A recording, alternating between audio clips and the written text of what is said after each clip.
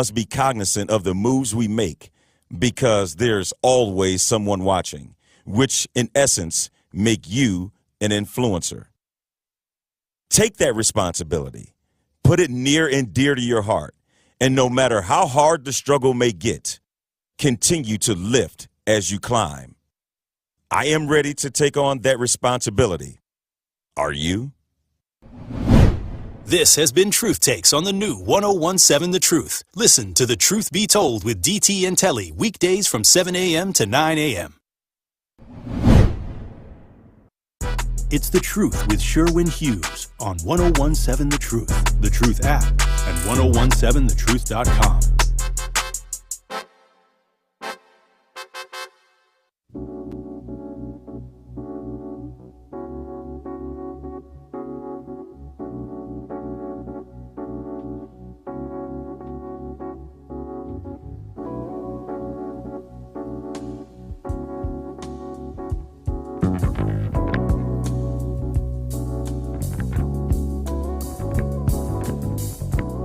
The 28-year-olds who killed 3 children and 3 adults at a Christian school in Nashville last week fired 152 rounds, Nashville police said Monday, adding that while they have yet to determine a motive, the shooter planned the attack over a period of months and studied other mass murderers. The shooter, identified as former student Audrey Hale, quote, acted totally alone. Metro Nashville police said in the Monday update, investigators with the police department and the FBI's Behavioral Analysis Unit continue to review writings left by Hale, which police said Monday contained documentation of Hale's planning. So did y'all know that that's a transgender man? And Audrey Hale was born female, but I don't know where Audrey Hale was in the transition. And so, of course, people are going to make mention of that Audrey Hale is transgender. And this is a murderer, okay? A murderer of children. Right.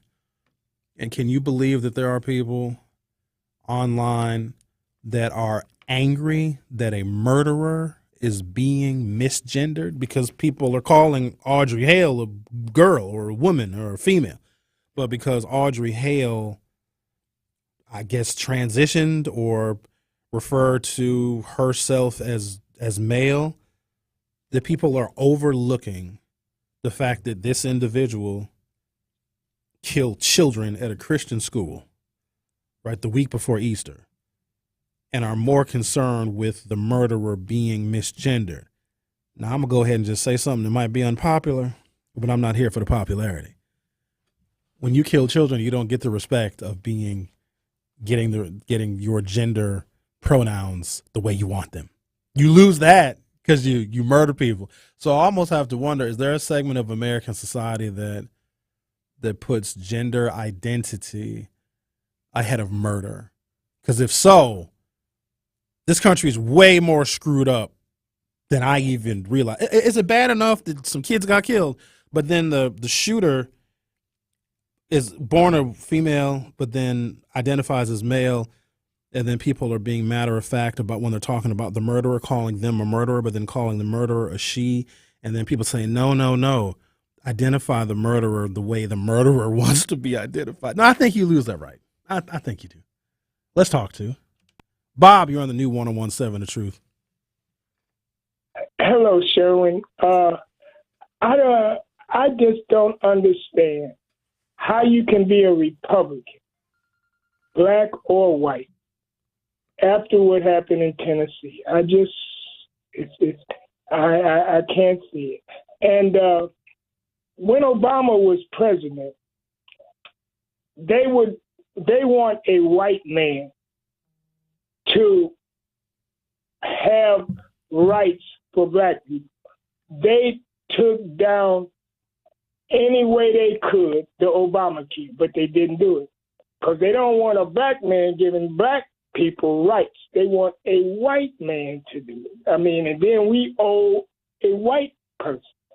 And my last point is, when I had a stroke 17 years ago, and a stroke is not like you go to sleep and you have dreams or whatever.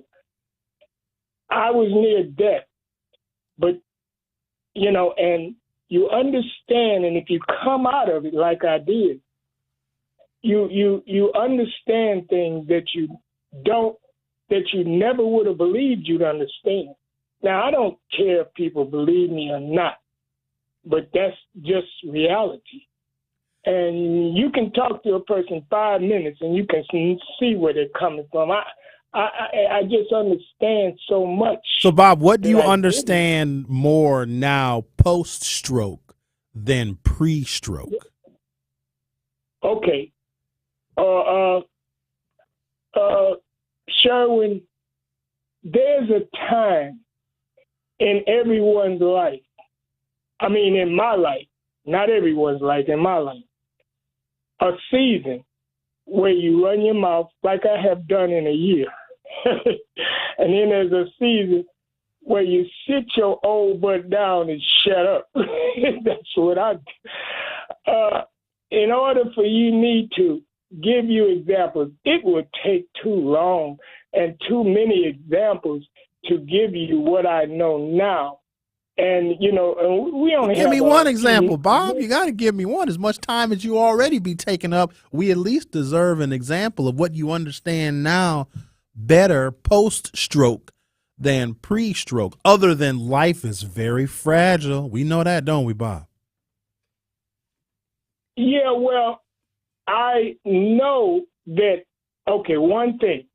I can talk to a person 5 or 10 minutes and know where that person's coming from and not have nothing to do with that person and back off of them. But they don't know it. I just ease off of them. And, I don't have to go through the rigmarole of being aggravated and that's one thing. Now, you said one thing, because it'll just take it's so much that I understand, especially if the blood goes back to your brain. Like, my mother had a stroke, and she couldn't talk. She said, wah, wah, wah, wah, wah. But she had the same symptoms that I had, the right side out.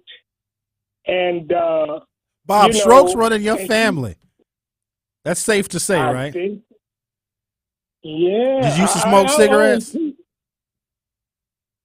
And then don't get me started. Yeah, I smoke. What about it? What about it? Hold on, man. I'm just asking a question. Did you ever drink the alcohol? Do you drink alcohol now? No, I never drank. No, really? I mean, I drank a little bit when once or two, I went to the click, But you're a jazz musician. I thought jazz musicians, they smoke and they drink. Ooh, did you smoke the reefers? I know you smoked the reefers. I've been a good boy. I mean, Bob, most of my life. Bob, you gonna sit here and tell us you ain't never smoked none of that wacky tobacco? Oh yeah, when I was in college for about I thought a year, and then I don't like. I told you that before. I don't like me looking at a refrigerator for 15 or 20 minutes or looking at a tree. Why in the hell was you looking at the refrigerator? I can understand because you probably had the munchies, but why the hell was you looking at a tree for 15 minutes? You was that high? No, the weed messes with your mind. I don't like nothing mess with my mind, not even drinks or nothing, because when something mess with your mind, I'm crazy enough. Yes, I don't sir. need, Yes, sir, you are. Okay, Sherwin. And that's, my last point is, that I already said when I had a stroke, but I can't see how you can be a Republican, black, or even in the middle after what happened in Tennessee. It's so obvious. It's so simple. I understand it, but I don't understand it. And Sherwin, I will talk to you later, sir. All right, Bob. Nice talking to you. You too. And this is the season that I'm more quiet than I am running my mouth. Okay. Thank you. Have a good weekend. Bye, Bob. Maybe I shouldn't make this grand generalization. The Republican Party is an institution in this country, and it's gone through some changes over I shouldn't say decades, over the centuries. It used to stand for one thing. but then it started moving more toward fairness and equality, and that upset some people. And so there was a switch of the parties where the Democrats, who were the racists and the segregationists, then became the Republicans. I'm not going to go over that history. In fact, I posted a sound bite in the forum too, explaining how the Republican Party and Democratic parties made a switch. They are not the same parties, but they are a political institution in this country. And so here's another institution in this country, the police department. I'd like to say that most police are good. They go to work every day to do their job, to protect people, to serve people, to make sure our neighborhoods and communities are safe. That's what they do, most of them. But then there's really bad cops that do really horrible and despicable things. But when the good cops that put on their uniforms and their badges to do the right thing every single day don't say anything about the bad cops, they allow them to operate, then that stains the entire institution. There are very, very good people who are Republicans. Like, I know some personally, like really good, decent, honest, hardworking folks that believe in policies that can help improve people's lives. They still believe in political compromise, but they stay silent on the racism and the xenophobia and the homophobia of their party. They're just like the good cops that stay silent when the bad cops operate. The good Republicans are being held hostage by the bad ones, and they don't have to be. We're not asking you, good Republicans, to become Democrats. We're asking you to join us in calling out people who are poisoning our politics. Like, we don't escape life alive. Do y'all know that we all have the same fate waiting for us? So why are we wasting time not making things better, using the power of the political system in this country? It makes zero sense to me. We all have the same fate in the end. So why not be as productive as you can in working with people and compromising with people? Because at this point, what we do, once you get past the age of like 40 or 45, what you do is more for the generations coming up behind you. We had our shot. Right? I had my turn to make all the influence back when I had all the energy to be an activist, to be out there protesting and to be out there galvanizing more support when I was a community organizer. So now it's just trying to take all the things that I've learned in my experiences and leaving this world a little bit better for those who are coming up behind me. That should be the point. And in doing that, doesn't it require us to solve some of the issues of the day or some of the unresolved issues from the previous generation so that the children don't have to grow up with some of the mess that was left? Isn't that the point? And so you can't do that with this bitter partisanship. So I'm going to take a break, come back, continue our conversation, and just showing how our democracy is in serious, serious trouble. And we are still living in the era of Trump, and what happened to the Tennessee 3 is just a symptom of it. You're listening to The Truth with Sherwin Hughes on the new 101.7 FM. I'll be right back. Attention, attention. You can make a difference by joining the Sirona Recovery Team. Sirona Recovery serves youth and adults who seek assistance with their mental health and substance use recovery, including access to treatment, overall wellness, and assistance with finding and maintaining a place to live. Sirona Recovery is currently offering a variety of positions such as case management, substance use and mental health counselors, and more. To see a full list of positions and benefits, check out the careers page on their website at soronarecovery.org/careers. New season, new ball game. All Brewers games are on sale now. Grab your seats for the rivalries, giveaways, and all the excitement on tap for 2023. Don't miss this season's Brewers action, including new rules, new opponents, new faces, and brand new ways to enjoy the game, including the Sunday Funday bundle for just $59, plus the 414 value menu. Check out the complete schedule and get your seats today at brewers.com/tickets. Carrie, where's Tori Lowe and Dr. Ken at? I'm trying to knock these commercials out. How am I supposed to know, Sherwin? Well, I'm about to do their parts because my impressions are on point anyway. This is Dr. Ken Harris from Truth in the Afternoon, and I want you to download the Truth app in the Google Play Store and Apple Store so you can never miss my show or any of the award-winning 101.7 The Truth. Really, Kyle? Sherwin, you are crazy. Sherwin, your impression of me is horrible. Move. Give me my mic. I guess I'll just repeat what Sherwin said. Go to the Google Play Store or Apple Store to download the 1017 The Truth app today so you can take the home of Milwaukee Black Talk with you wherever you are. Can't listen live? Download the new 1017 The Truth app on your smartphone today to catch up on all your favorite shows. Search 1017 The Truth on your Google Play Store or Apple App Store so you don't miss out on any of the action. When it comes to making plans, you are the best. What about those round trips that you plan in advance, which are perfect on your way there and perfect on your way back? Or those meetings with friends for which you make a group chat 3 months before so that nobody or anything is missing? Or your daughter's first birthday party. You planned it with such dedication that instead of the first, it felt like our 15s. The same way you plan each detail for those moments. Start planning to protect you and your loved ones from a natural disaster. Sign up for local weather and emergency alerts. Prepare an emergency kit.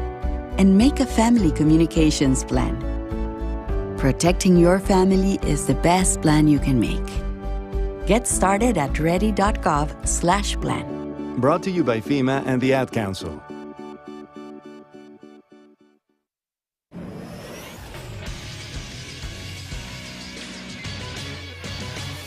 This Associated Bank Sports Update on 1017 The Truth is powered by ESPN Milwaukee. I'm Brandon Snott. The Milwaukee Bucks have officially clinched the top seed in the NBA playoffs, and they are looking to close the door on their regular season this weekend. That starts tonight as Memphis comes to town. Milwaukee released their injury report on Thursday, which listed multiple starters out for tonight's game, including Giannis and Drew Holiday. Tip-off is scheduled for 7 p.m. You can catch full coverage of the Bucks and Memphis over on 94.5 ESPN Milwaukee beginning at 6:30. The Brewers look to continue their winning ways as they welcome in division foe the St. Louis Cardinals into town for a 3-game series. Milwaukee looks to extend their 5-game winning streak with pitcher Brandon Woodruff on the mound tonight. Coverage begins at 6:35 over on WTMJ. First pitch is set for 7:10. This sports update is brought to you by Associated Bank, proudly supporting your hometown teams. Member FDIC. More of The Truth with Sherwin Hughes is next on 1017 The Truth, The Truth app, and 1017thetruth.com.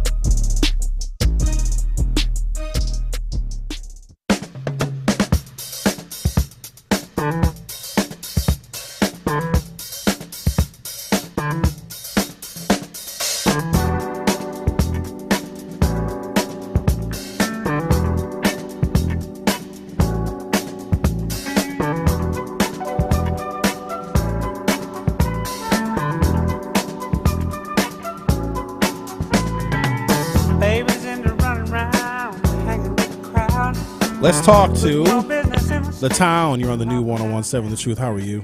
I'm doing fine. How you doing, brother? I'm doing all right. What's on your mind? I feel like let's talk about these people down in Tennessee, Republicans and Democrats. All right, like, okay, why they in power? Why mostly it's like around these state houses and these state Congress the things is like they why they in control? They're in control, and I came to the conclusion like, well, they want to go to the point where the other side don't want to go to. That's my personal opinion. Like, they kicked out 2 of them people down there in Tennessee. I don't care what nobody says, just because they was black. Because the white lady that was on their side, they conveniently let her stay just by one, and they know what they doing. So like, it ain't none of that is an accident to me. I think the problem is that Democrats, we playing. I mean, you know, I say I don't agree with everything the Democrats say, but I'm on their side, right? The problem is the Democrats ain't acting like this a war. And the Republicans are treating this like a war. You're correct. When the culture war, you know what I'm saying? We think it like this is like some schoolyard fight, or like the other team is going to give us a quarter or nothing. Those guys, it's no quarter given with those guys. And we got to be serious. We got to be serious in our organization. We got to be serious on how we go about this. You know what I'm saying? We got to be serious about thinking differently about turning the other cheek. As far as if we can do something to get power, and it makes the other side have less power, and it's blatantly, we should not go away from that plan. You understand what I'm saying? Because we acting too soft. We acting too soft. You know what I'm saying? Only thing, the Democrats got the people on their side, because there's more people on the Democrats than Republican side. But what the Republicans have is they have the power, they have the influence, and they have the corporations and the media. You know what I'm saying? So, like, they being serious. We're not being serious. We taking this like, I ain't gonna say we're not taking it not serious or not a game, but we taking it not as serious as the other side. It's like when you play any type of sport, right? And it's like you got two teams and they evenly unmatched, right? And one team comes ready to play, and the other team doesn't come ready to play. The team that don't get ready to play is gonna get blew out all the time. Check out Milwaukee versus Boston, for an example. When you don't come ready to play, the other team blows you out when they're ready. And Democrats, we are not being ready, because if we was ready, then Lena Taylor would be a judge right now. If we was ready, Mandela Barnes would be a senator. We have two Democratic senators if we was ready. You know what I'm saying?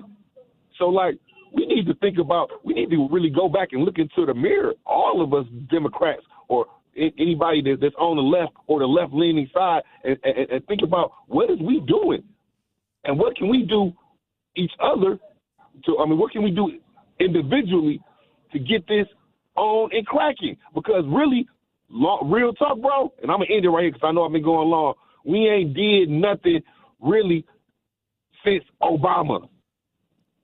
That's the last time we've been energized and we ready to go. It's for Obama.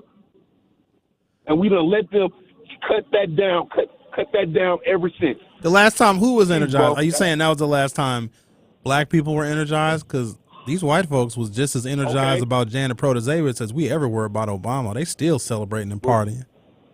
Maybe that was the last time we as black people felt like our contributions turned into something significant because we got the first black president. No. Well, I don't agree with that. I think the last time that we got together and did something to push somebody over the line is Joe Biden. Okay. We did that. Black people did that with Joe Biden. But the last time that we was mobilized and we finna, hey, like, you know, like them Chinese, at the Chinese when they doing kung fu and everybody doing ha ha ha at once. The only time we was like that in mass, that was Obama. Now Obama gone. Obama ain't coming. Obviously, Obama ain't coming back. Only time Obama's coming back, bro, is when it's the last second of the game and we need to push him over the push our guy over the goal line. So we got to do it ourselves. We got to be excited ourselves, bro. We got to get organized ourselves, man. Because they just doing anything. They just doing anything to us, bro. See what they taking from us. You know what I'm saying? I want to speak to that, and I appreciate your commentary, and I understand everything you're saying and exactly where you're coming from. But it's not as easy for the Democrats and the left to just be universally organized against fascism, the Republicans, and Trumpism. I want to explain that because we make it seem like, we can just be as organized and ready for war like the Republicans are. It's a little bit more difficult for Democrats to do that. I want to explain that, but I appreciate your call, sir. For sure, bro. All right. Sound like you were in traffic the time. So, no, he's right. The Republicans, they're really united, even when they probably shouldn't be. They stay very cohesive. but there's a very specific reason why it's a lot easier for them to even accept bad policies and bad candidates. Like, you can elect a Republican. Like, quite honestly, there's people in the state of Wisconsin, I know for an absolute fact, that vote for some Republicans and hope that they legalize marijuana. There are some people in the state of Wisconsin that vote for Republicans in hopes that they provide more funding for public education. There are some people in the state of Wisconsin that vote for Republicans and hope that they take climate change more seriously, they take lead water pipes more seriously. But those people that vote for Republicans for those very specific policy reasons will forsake their policy reasons to participate in all the other things that the Republicans are doing. Democrats don't do that. If there's a Democrat that's not speaking the language and walking the walk and talking the talk, Democratic voters will simply stay home. And a lot of times those voters are black. But with the Republicans, they don't. Even though they have a Republican voter has a very serious set of policy aims and initiatives that they want their representatives to accomplish. If their representatives don't accomplish those things those voters want, those Republican voters still don't defect. Democratic voters do. I'm going to go into a little bit more detail about that on the other side. This is very, very important, because when we compare Democratic organization versus Republican organization, it's not even close. Now, we can, on a particular issue, the Democrats can galvanize. But there's a myriad of issues in which the Democrats simply cannot. I'm going to talk about that next. The Truth with Sherwin Hughes. Will be right back. This is 1017 The Truth, Denise Thomas, and the time is now, Milwaukee. The Truth Be Told with DT and Telly is so relevant. You deserve a sense of motivation, encouragement, and fact-based information that impacts our community every morning, and that's exactly what we're going to bring to you. So listen to Truth Be Told with me, Denise Thomas, every day from 7 a.m. to 9 a.m. on the award-winning 1017 The Truth app, and 1017thetruth.com. Milwaukee Black Talk. Your first time biking to work. Your new helmet? Secure. Your bike? Road ready. You got this. Just like Associated Bank's got you with Access Checking. It's maintenance fee-free with no minimum balance requirements. So even if down the road that bike needs a little maintenance, at least your checking account won't. You've got this with Access Checking from Associated Bank. See associatedbank.com/checking or ask a banker for details. Member FDIC. When it comes to getting the smile of your dreams, you can't trust just anyone, so look no further than Bubon Orthodontics. Bubon Orthodontics is Wisconsin's #1 Invisalign provider and have been providing the best value for braces and Invisalign since 1993. With 15 convenient locations, you're sure to find one in your area. Give the world your smile by scheduling a free consultation today. Call or text 262-522-7447 or visit BubonOrtho.com. Bubon Orthodontics, the official smile of the Milwaukee Bucks. Excited for a road trip? Start it off right with auto coverage from American Family Insurance. J.D. Power ranked us #1 in customer satisfaction with the auto insurance shopping experience among mid-size insurers. Get a quote at amfam.com. American Family Insurance. For J.D. Power 2021 award information, visit jdpower.com/awards. American Family Mutual Insurance Company, SI, and its operating company, 6000 American Parkway, Madison, Wisconsin. Hey, wouldn't it be great if life came with a remote control? You know, you could hit pause when you needed to, or hit rewind. Like that time you knocked down that wasp's nest. Uh-oh. Or that time you forgot to roll up your windows in the car wash. Fantastic. Yeah, a remote control would have come in handy then. Well, life doesn't always give you time to change the outcome, but prediabetes does. With early diagnosis and a few healthy changes like managing your weight, getting active, stopping smoking, and eating healthier, you can stop prediabetes before it leads to type 2 diabetes. It's easy to learn your risk. Take the 1-minute test today at doihaveprediabetes.org. Life doesn't come with a remote control. Yikes! So you're on your own with the wasps. You have the power to take control of prediabetes. Visit doihaveprediabetes.org today. That's doihaveprediabetes.org. Brought to you by the Ad Council and its prediabetes awareness partners. You are listening to The Truth with Sherwin Hughes on 1017 The Truth, The Truth app, and 1017thetruth.com.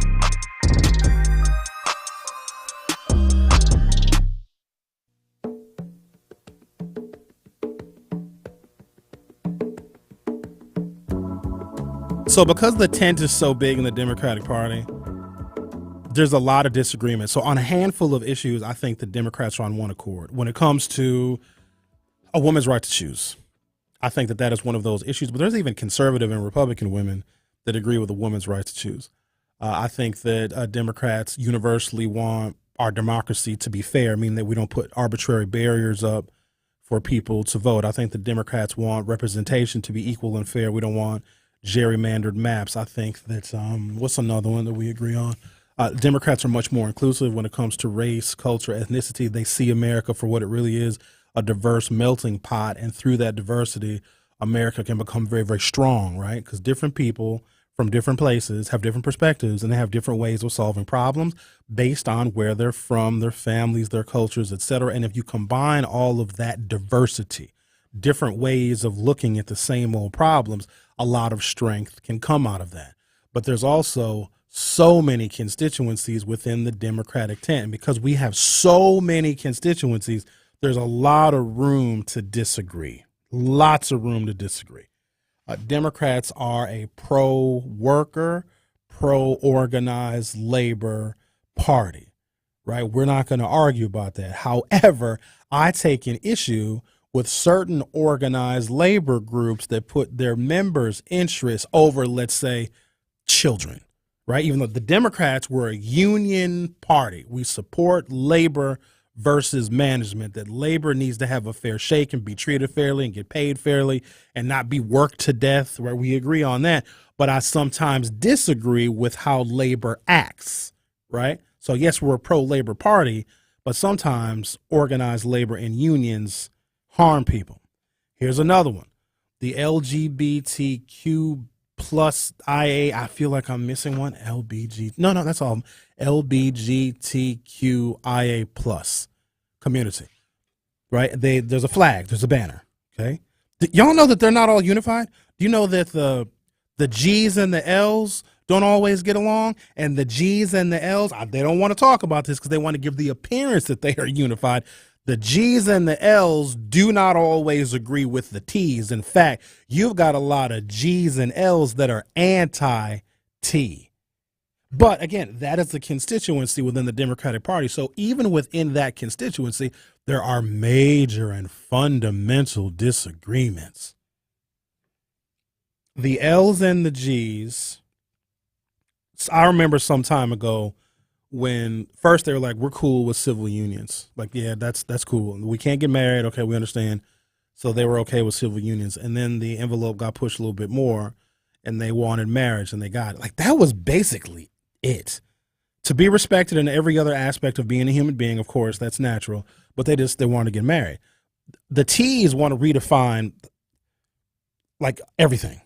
See what I'm saying? And so this is a conversation that I've had with the G, saying that the T's are taking things even further than the L's and the G's wanted to. However, they're all under one unified rainbow flag, right, which is very deceptive. So that's another constituency that you have in the Democratic Party in this big tent that don't always get along. Then we have the issue of race.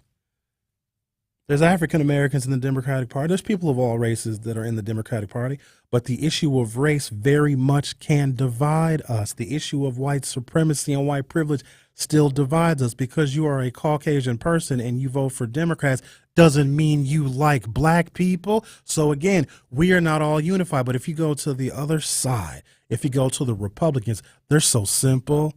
They don't have all the nuances. Their constituency is not very diverse, and that's just how it is. And even the diversity that's in the Republican Party, they respect the fact that the party that they subscribe to is not very diverse. They're just cool with white men running the show. Like, they join the party knowing that. The Republicans want low taxes. They want religion to be the most profound thing in our policy making, at the forefront of our thinking, right? Low taxes, religion. The Bible is still very central in a lot of conservatives' political credos. They love guns. They love the Constitution as written. That's the thing.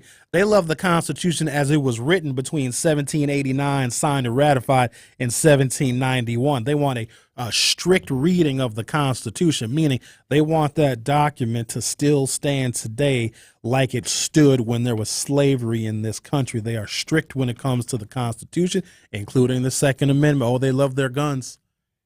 They want low taxes. They want states to have rights. They see states as laboratories of democracy. That's really basically about it. Less government control in your life, even though they want the government to have some control in women's lives, but that's different because women are actually minorities. But the Republicans, they're really super simple. The Democrats, we want everything. If you give Republicans individual freedoms and liberties, low taxes, smaller government, don't interfere with their religion, don't take away their Bibles and their guns, like you got 90% of the Republicans. They're very traditional. They're trying to conserve an old way of America. When that is the motto of your party, that's just easy to promote. And in everything they do, in every policy that they support, you're going to find one of those things that I just mentioned. It's going to be individual liberty. It's going to be guns. It's going to be God. It's going to be freedom. It's going to be a man is a man and a woman is a woman. And marriage is supposed to be forever, even though they get divorced too. They're simple. Democrats got immigrants that want citizenship, black folks that don't want to be oppressed. They've got unions, and sometimes unions go against the best interests of children. Democrats got the LGBTQIA plus community. They all don't always agree. So the complicated constituencies within the Democratic Party makes it tough for us to compete with the Republicans because the Republicans just have a very simple political output. The Democrats want everything. Then there's climate change. You got Democrats that don't even agree when it comes to that kind of stuff. But the race issue, I think, makes Democratic Party politics more complicated because there will be white people who are very liberal and very progressive that agree that the world is not fair when it comes to race, when it comes to black people, but they still don't want to give up their white privilege. To be a white Democrat doesn't mean that you want to give away your whiteness because your whiteness gets you a lot of times where you are in life. It gets you in the door, it gets you the opportunity, it gets you the benefit of the doubt. It keeps you out of jail. It gives you a lighter sentence when you get in trouble. Why would they want to ever give that up? Now, yeah, they'll be a Democrat because they'll vote for, LGBTQ issues, or they want fair maps, or they want a woman's right to choose. But when it comes to race, Democrats stall.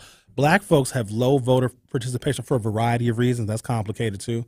Some of it is we feel that we're not going to get anything for our vote. The conditions in our communities and our neighborhoods are not going to change. Voting does very little to stop racism, does very little to stop these institutions who were poisoned from the beginning. So our voter turnout is low. Our issues predominantly deal with how race impacts us. White people don't have their lives turned upside down because of race. If anything, they may have a tinge of guilt on occasion. The Truth with Sherwin Hughes will be right back for hour 2. April is Financial Literacy Month, and The Truth has you covered on learning about how you can best manage your finances. Every Wednesday this month at 8 a.m. on Truth Be Told with Denise Thomas and Telly Hughes, a representative from Educators Credit Union will join to discuss financial strategies and ways to create financial freedom for yourself. So tune in to Truth Be Told with DT and Telly every Wednesday this month for a lesson in financial literacy. Sponsored by Educators Credit Union, achieving more together. Truth Nation, this is the effective communication coach, Denise Thomas. And Emmy Award winner, Telly Hughes. We are so excited to be your new host. And we will continue to have real and authentic conversations while brightening your morning and giving you something to smile about. So, Milwaukee, join Telly and I every weekday from 7 a.m. to 9 a.m. for Truth Be Told on the award-winning 1017 The Truth.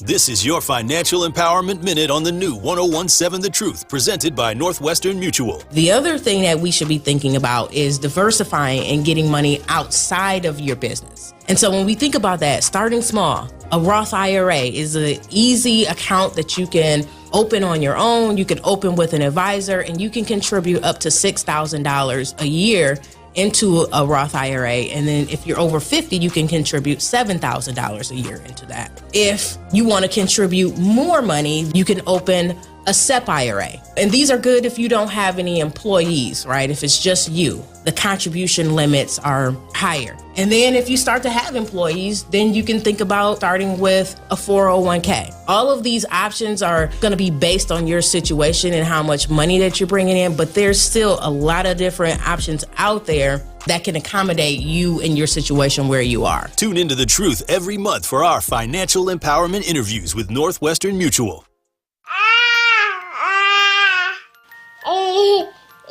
To some people, the sound of a baby babbling doesn't mean much. But that's not necessarily true. By 6 months, they're combining vowels and consonants. By 9 months, they're trying out different kinds of sounds. And by 12 months, their babbling is beginning to take on some meaning. Especially if there's no babbling at all. Little to no babbling by 12 months or later is just one of the possible signs of autism in children. Early screening and intervention can make a lifetime of difference and unlock a world of possibilities. Take the first step at autismspeaks.org.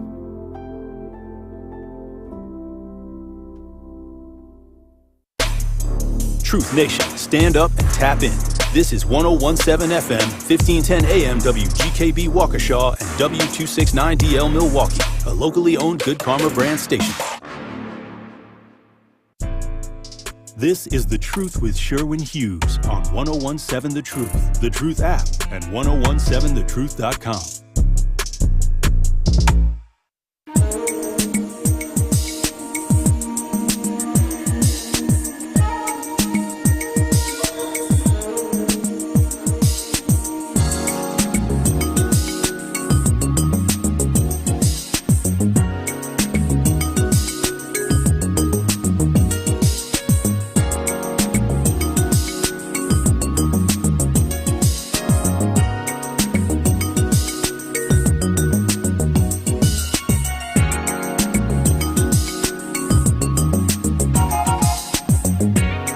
Welcome to Hour 2 of The Truth with Sherwin Hughes.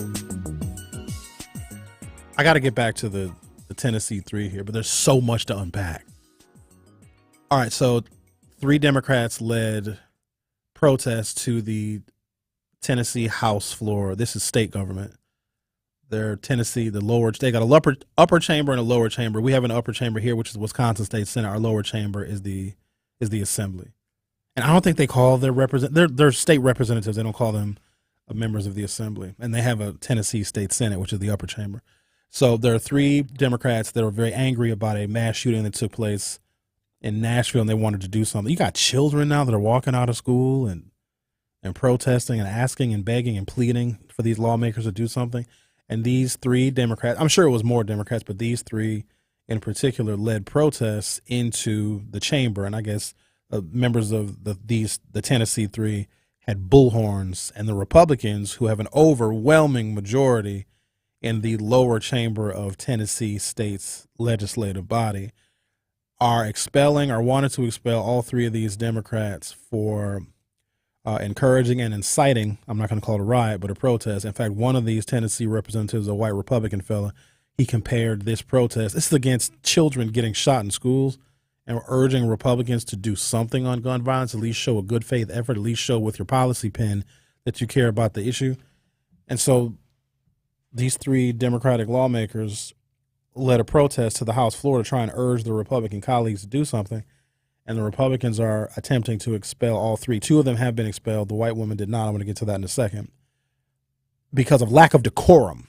Because they didn't have decorum. They violated the rules of the Tennessee House. Lack of decorum is what they're using. So I want to go ahead and just reduce this down to an act of racism, because Tennessee does not exactly have a clean history. Isn't the state motto the Volunteers, the Tennessee Vols? That's how they shorten it. They say the Vols. Tennessee Volunteers, because they volunteered to fight in the Confederacy in the Civil War. The Volunteers, that's the volunteer state. It also is the birthplace of the KKK. So it's a very sordid racial history with Tennessee, and you cannot extract that history of Tennessee from this going on right now. You can't. I know you want to. I know you want to say it was a long time ago, but it wasn't that long ago.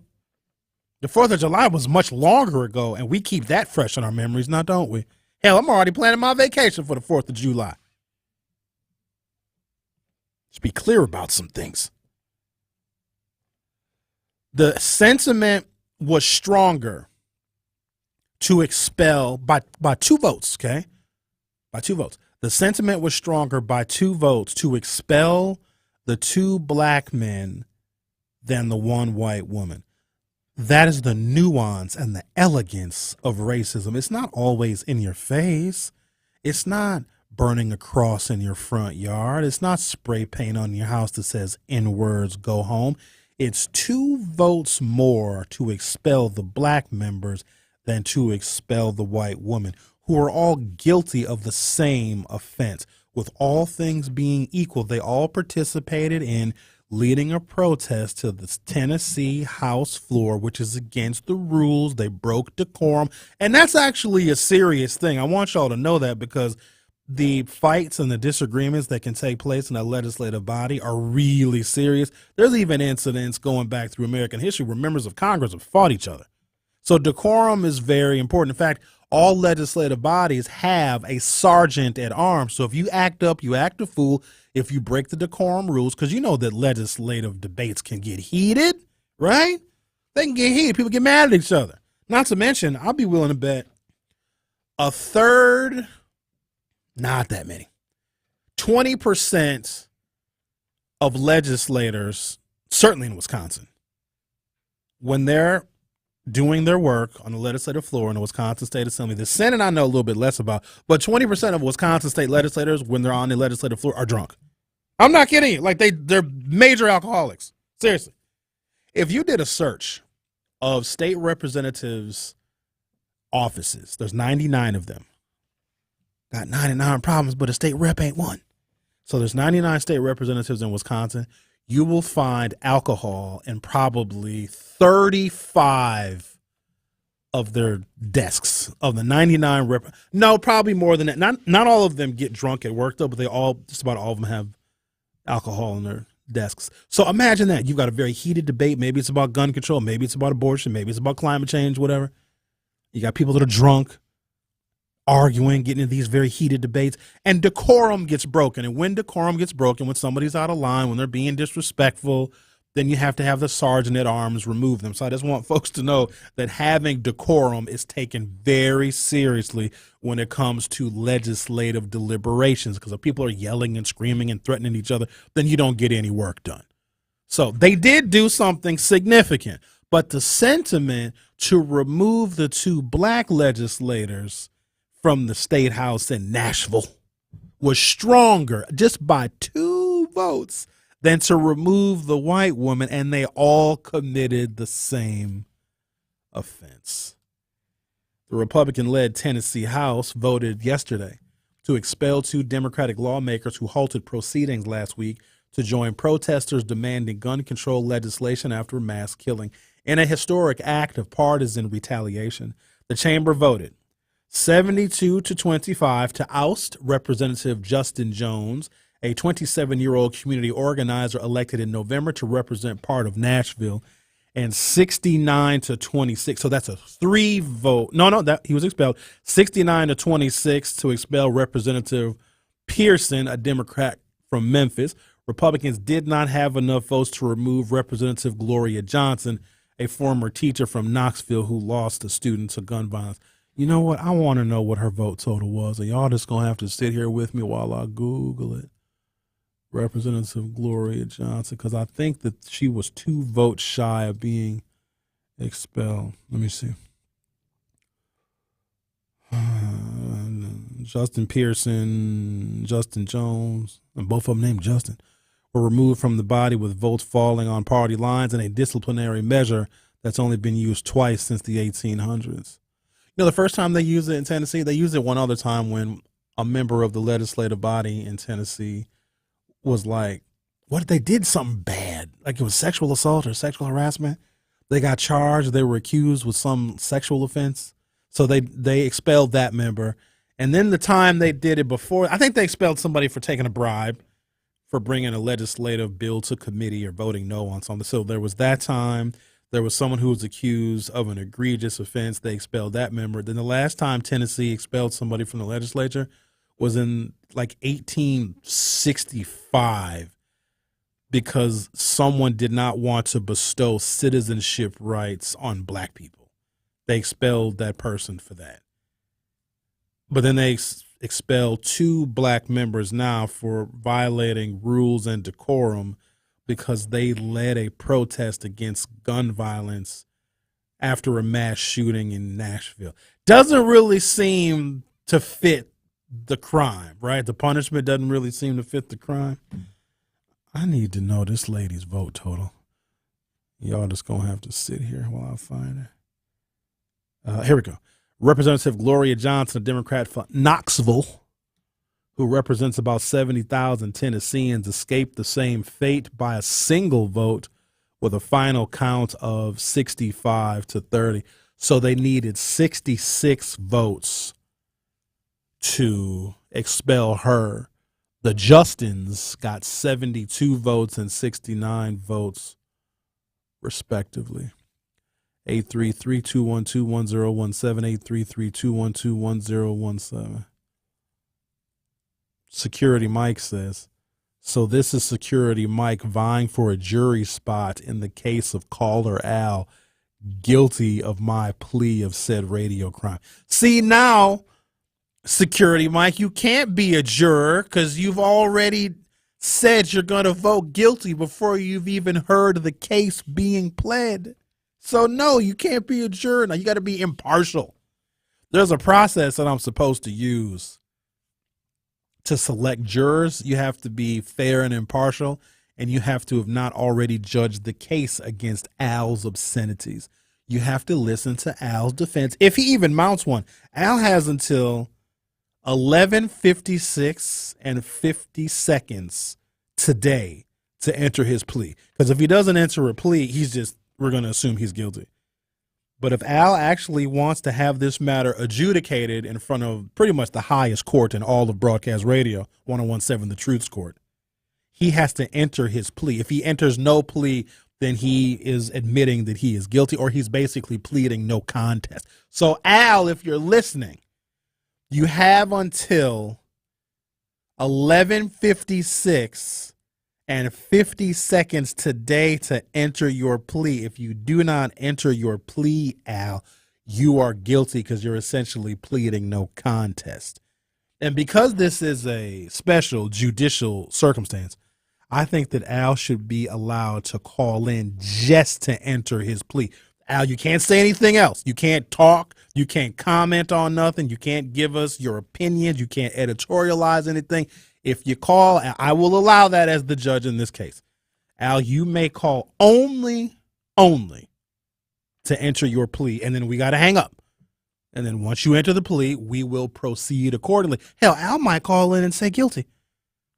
And in that case, it would be my duty to sentence him to a lifetime ban on 101.7 The Truth. So, Security Mike, no, you can't be a juror now because you've already decided the man is guilty. Brian says, Brian, I got to read these. I have to read them. When you say stuff like this, Brian, you can't say after you send your message, oh, note comments for true educational purposes only. Don't read on air. LOL. I'm going to read them, Brian. So I'm going to take, because you keep texting. And I need people to hear what I'm reading from you. So we're going to read Brian's text messages. In fact, Brian, you're better off calling in, I think. But if you don't, okay. The Truth with Sherwin Hughes on 101.7 FM. We'll be right back. Milwaukee, we are in the heart of the basketball season, and we have all the local hoops news you need to hear. Get your weekly smile on with our Nothing But the Truth Basketball Report, brought to you by Bubon Orthodontics. On Nothing But the Truth, we'll keep you in the loop on all the local Milwaukee hoops news, from high school all the way to the pros. So don't miss your shot to join in on the hoops talk by tuning into the Truth Basketball Report on Nothing But the Truth, right here on the new award-winning 1017 The Truth, brought to you by Bubon Orthodontics, the official smile of the Milwaukee Bucks. Your first night camping alone. The new tent, fully set up. Your bug spray, barely keeping up. But you got this. Just like Associated Bank's got you with free overdraft protection transfers. So when you bought all those supplies and lost track of your spending, we had you covered. You got this with free overdraft protection transfers from Associated Bank. See associatedbank.com/checking or ask a banker for details. Member FDIC. Excited for a road trip? Start it off right with auto coverage from American Family Insurance. J.D. Power ranked us #1 in customer satisfaction with the auto insurance shopping experience among mid-size insurers. Get a quote at amfam.com. American Family Insurance.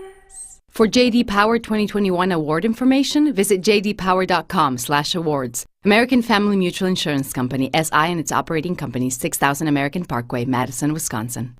Truth Nation. It's Tori Lowe from 1 to 4. And I want you to download the 1017 The Truth app. Hey, because you know it's amazing. Wow. Hey, that's not bad, Sherwin. That's not bad, all right? But T-Lo, show Sherwin Hughes how it's really done. Truth Nation, it's your boy Tori Lowe from 1 to 4. And Sherwin's impression may have been trash, but he's right. You can hear all our best interviews, Panthers basketball, and me bringing all the smoke by downloading the Truth app today in the Google Play Store or the Apple Store. And why should they download the app, Benjamin? You want to know why, T-Lo? You want to know why they should download the 101.7 The Truth app? Because it's amazing. All your favorite interviews and best moments live in one place. Download the new 1017 The Truth app now. I love the Truth app. I like being able to go back and listen to old tapings. Milwaukee Black Talk. 1017 The Truth. This is 1017 The Truth, Dr. Ken Harris, and the time is now Milwaukee. For the last 3 decades, I've watched this city grow and change to a place where I'm proud to have raised my children here. Through all the greatness, I've seen us suffer as well. I'll share a perspective few can, real, authentic, and well-informed. Listen to Truth in the Afternoon with me, Dr. Ken Harris, sponsored by Concordia University, Wisconsin, every weekday from 4 to 6 p.m. on the new 1017 The Truth, Milwaukee Black Talk. You are listening to The Truth with Sherwin Hughes on 1017 The Truth, The Truth app, and 1017thetruth.com.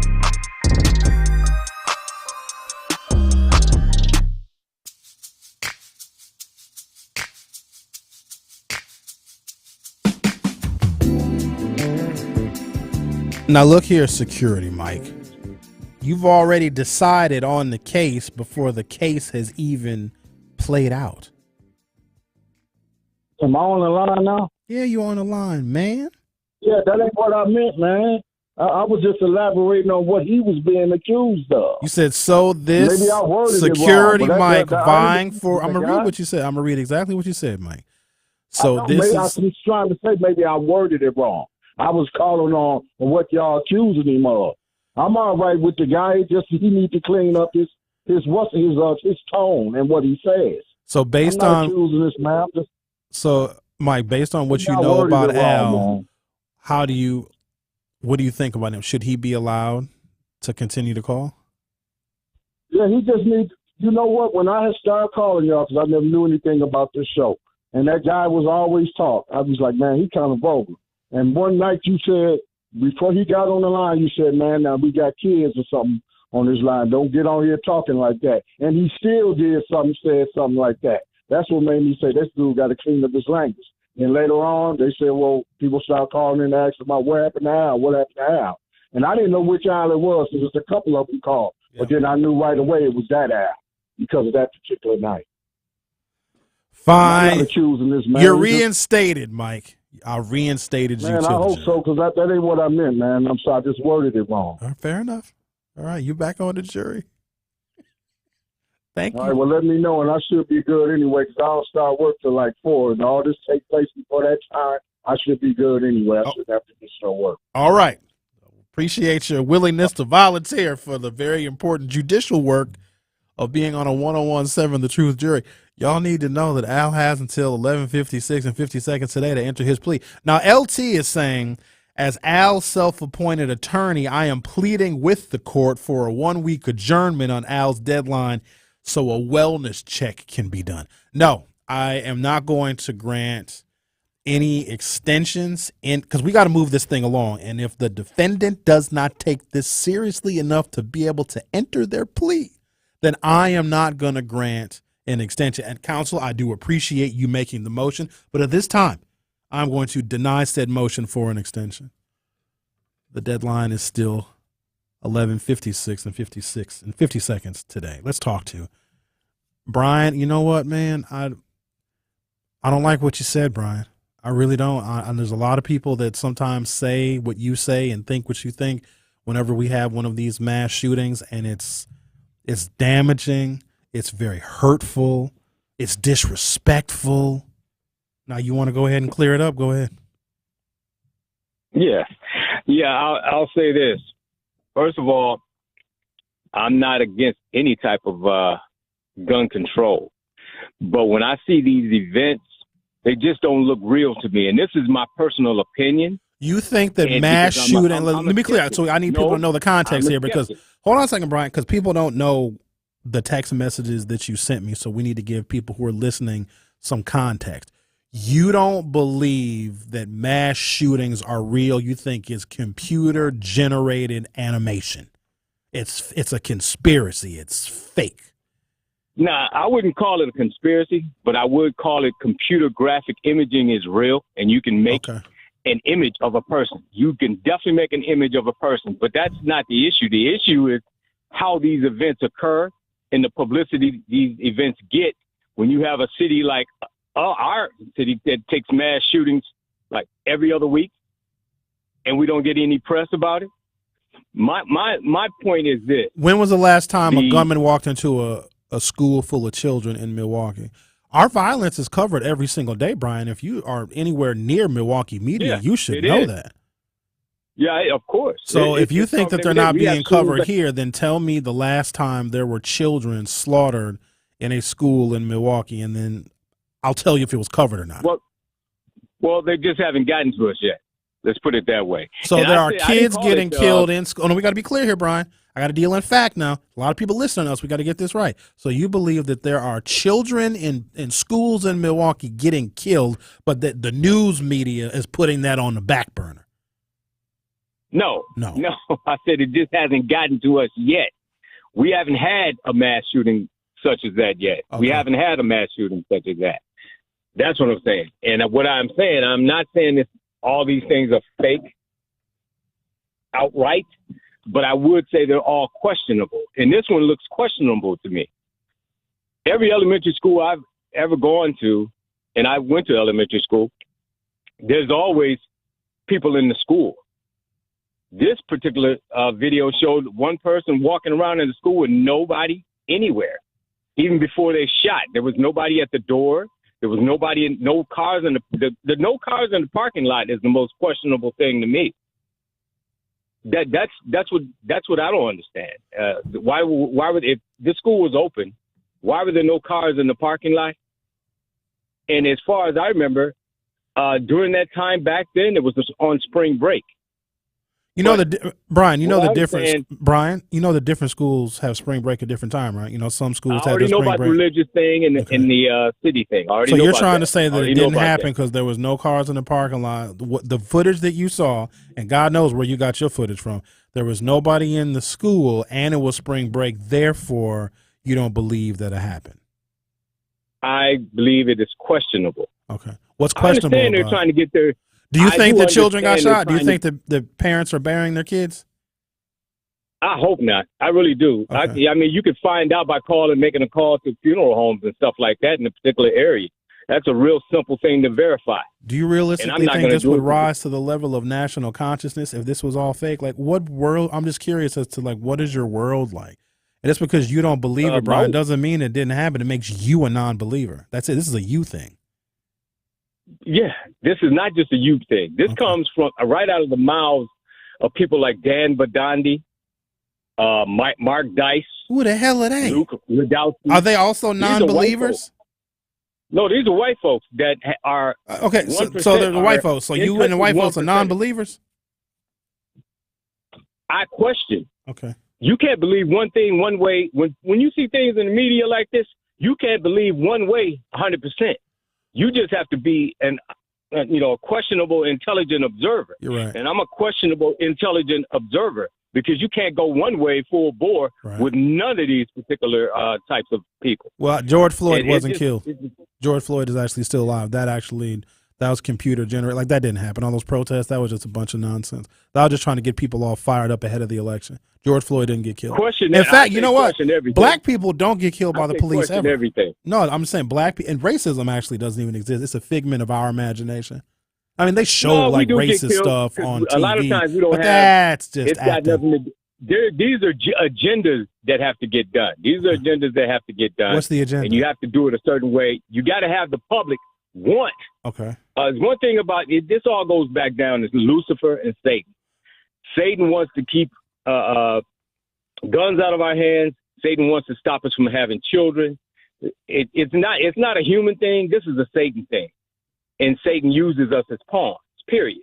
So I don't blame any human being for doing whatever they do because at the end of the day, the tip of the spear and the orchestrator of all this is Satan. So that's my educational disclaimer. Huh. All right. So thanks. Thank you. That's what I deal with. So I'm going to read his text messages now. I'm going to read it. Hold on. Okay, here's what he said. At 9:14, Brian said, "Hey, Sherwin, I'm pretty sure the Tennessee thing probably is questionable. After all, it was spring break and no staff or kids were there, not to mention no cars were in the parking lot." And then I said, "Tennessee thing, question mark? That was a religious school. Today is Good Friday. Spring break would be this week for them." And then he said, "Dude, between us, the school was empty. CGI, human imaging, is real also. Predictable gun outcries. They do this stuff every 3 to 6 months. There will be another one in 3 months or 6 month intervals. Only good thing about these staged events is nobody really gets killed. Salute to the crisis actors and orchestrators. Note, not for on-air disclosure." Yeah, I'm going to disclose this online because that's wholly offensive. Brian, I wish we could get some money together to send you down to a funeral so you can see. I'd like to send you to a morgue so you can see what a 5.56 round does to a child's body. And then you might, what dead human flesh smells like? Oh, that's the smell you'll never forget. It penetrates your soul. Have y'all ever smelled human flesh that's unalive? Oh, goodness. 262-212 says, "The last young man votes for Mrs. Johnson before he was expelled, the one vote." So are you saying that one of the two expelled African-American legislators in Tennessee voted against expelling their colleague? LT, I'm not allowing any appeals until the defendant enters a plea. Y'all taking this Al trial thing real serious. Congress Kurt said, "I would like to serve on the jury." I actually should probably make y'all go through a questionnaire before I allow jurors. First of all, there's not going to be a trial if Al does not enter his plea. And you can't appeal in this court unless there is a plea. LT, why don't you reach out to your client? Why don't you tell your client the urgency of the matter? Because this court does not have a lot of patience for foolishness. It's a very serious court. We have an obscenity trial. It's going to be the first one in broadcast radio history. I'm taking it serious. As a matter of fact, if Judge Jennifer Doro could run for the state Supreme Court because of a trial, I might end up running for the open state Supreme Court seat in 2 years if we pull off this Al obscenity radio trial. I might run for the public office of some sort. 414-530 says, "Hey, Sherwin, Brian lives in a delusional existence. Brian, remove the aluminum foil from your head. Rely on the facts. Gene says, bless your patience, Mr. Hughes. That man was thoroughly disgusting. And Denise just says, OMG, Brian. There are conspiracy theories all over the place, and I know that I should not be giving them a platform, but I want you to know that those folks actually exist, and it's troublesome to me because, all right, you can believe like, oh, this is just a part of the agenda to, take away our guns. Well, the agenda clearly is not working. If they're using, fake dead bodies and fake parents and fake funerals and, fake sermons at these children's funerals and at these adults' funerals who were killed by mass shootings, like the agenda clearly is not working. It's just not working. I don't even know why I'm engaging in these conversations.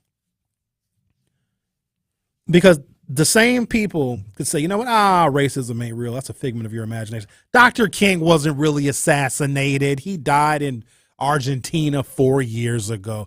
Like when we say that kind of stuff, when we deny things that are actually happening because we don't want to deal with them, because we don't believe that they are real, because we have created an alternate reality for ourselves because it helps us get through the day when you just believe that certain things aren't real because they're very, very tough to comprehend, then people can say that about some of the things that trouble us as black folks. They can call us liars all day long. They can say there's no more racism anymore. Obama was president. There's no more racism anymore. We let y'all vote. There's no more racism anymore. Black people can live in Whitefish Bay if they want to. There's no more racism anymore. You guys can start your own businesses. There's no more racism anymore. We integrated the schools. So unless we want them to say that about us, we got to watch it because you got to keep this in mind. As black people, and I know this because I do black media and I've done it for a long time, we are the least credible human beings on the planet. A white woman, they've done experiments, right? A white woman has been sitting on a park bench just by herself, just crying, just weeping, right? The number of people that come up to her, black women, other white women, black men, white men, Hispanic men, a white woman, just imagine this now. This is what America is. A white woman just sitting on a bench just crying. The number of people that want to give her comfort and ask her what's wrong, what do they need to do to help her, like they give themselves to her because she feels uncomfortable. Black woman just lost her son in a shootout, writhing on the ground in grief, yelling, screaming, calling out Jesus in obvious pain, and they show people stepping over her. We're not credible. And so if we engage in certain conspiracy theories because we don't want to believe things are happening in our world, then they will do the exact same thing to us. That's why it's truly ridiculous. Now look here, security Mike. Listen, man. Clearly you really don't start work till 4 o'clock. Rhea, what did he say he wanted? What do you want? You called twice already. I got Miss Shaq calling too. This is where the show just flies off the rails. I'm going to take a break, come back, and I don't know. Answer some phone calls, I reckon.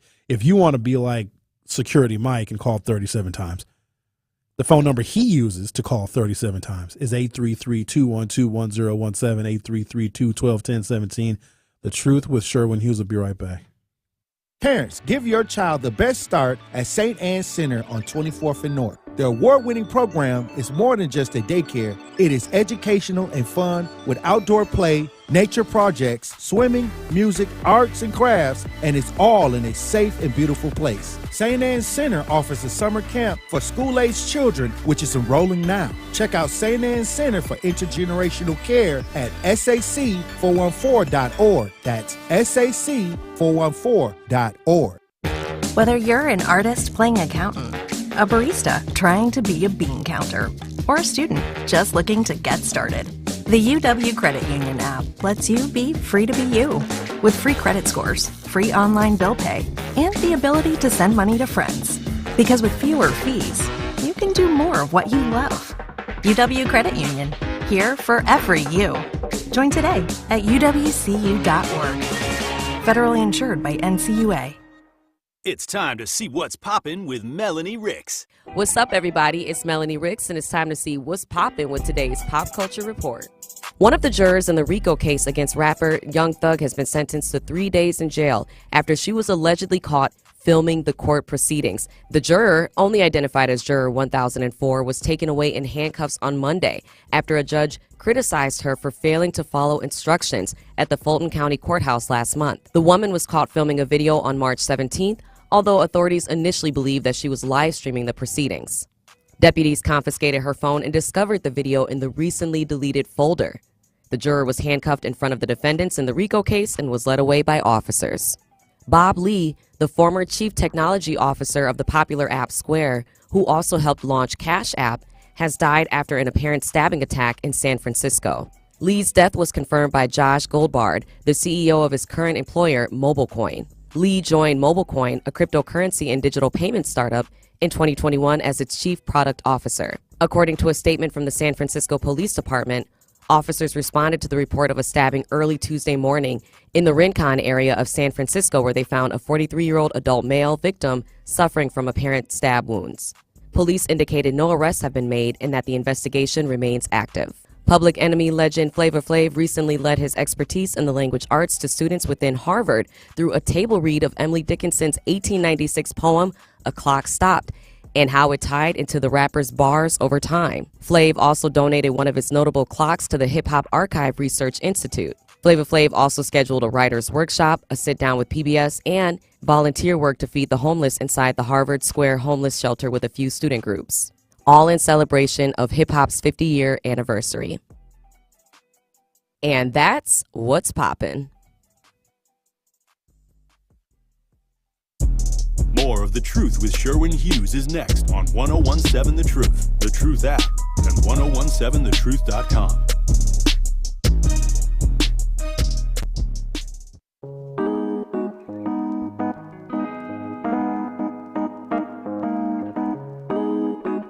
Now look here, Security Mike. I don't know what you have to say because you already called us 2 times. This better be good now. No, my bad, man. And actually, I'm off on Fridays. Oh, that's why you ain't got to work today. You ain't got no job today. You ain't working security today. Not real. Friday's my off day, man. But that last caller rubbed me the wrong way. And I don't know if he don't know anything about that Fred Jones guy. That guy is being sued for a lot of money because of those same beliefs. Oh, Alex Jones. Yeah. So, yeah, Alex Jones. My bad. Yeah, that guy is being sued for a lot of money for those same beliefs. So that's really all I have to say, man. And then, I'm off on Friday. All right. Well, we'll talk to you when you call us back in 10 minutes. All right. My bad, man. That's okay. We don't mind hearing from you 38 times in a row. Just like this one right here. Look here now, Miss Shaq. Look here now. No cussing.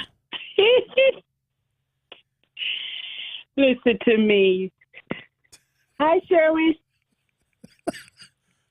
Hello, Linda. What? Don't be, now, let's see. Look, okay, let's start over. Hi, Sherwin. Hey, Linda. Nation, Rhea. Oh, man. Anyway. Why is that a secret? It's not anymore. You've said your name is Linda before. Oh. Call me by my handle, please, Miss Shaq.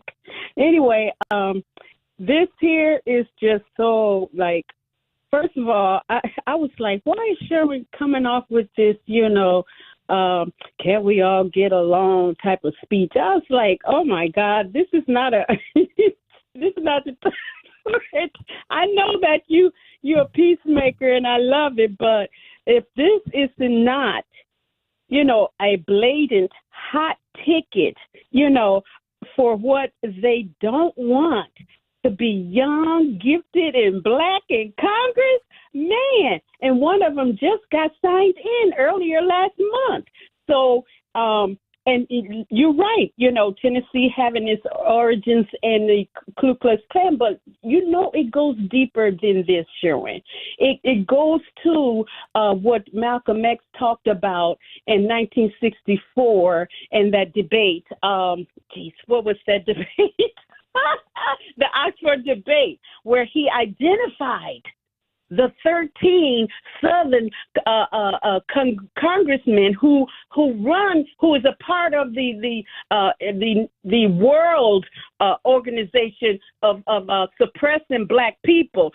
13 of them is in the United States and in the South. And so this is where that is stemming from. They is not, but this is what my bottom line is. I'm so excited about this because I see the good and the bad, and this is the good thing. What they have done is open the gate to young Black, brown, white young people who about to go into legislation like we've never seen before. Hallelujah. They not smart at all. So this is what's going to happen. You're going to see this in the next 10 years or so, a surge of young people that's coming up out of this mess that we've put them through. And of course, you're going to have a handful that wants to continue this racist ideology in America. But for the greater part of the young people that are coming up, like the Bible says, the beauty in the ash, baby. The ram in the bush, you about to see it. That's all I got to say. Hallelujah. Hallelujah. When was I singing Kumbaya and say, can we all get along? First of all, by nature, I am a great reconciler. I want to reconcile things. Yes, you are a peacemaker. It's probably because of your relationships and your interactions and you know, the way you've experienced life, your perspective of life. You're bringing that to the airways, and that's wonderful. You're a peacemaker. You're a gentle heart. You're a beautiful heart. You do have some trauma with Black women and your experience with them, but for the most part, you're a highly intelligent, insightful political analyst, and I think that you're a great asset to Truth Nation and to Milwaukee, Wisconsin, and to the body of politics, because you really bring a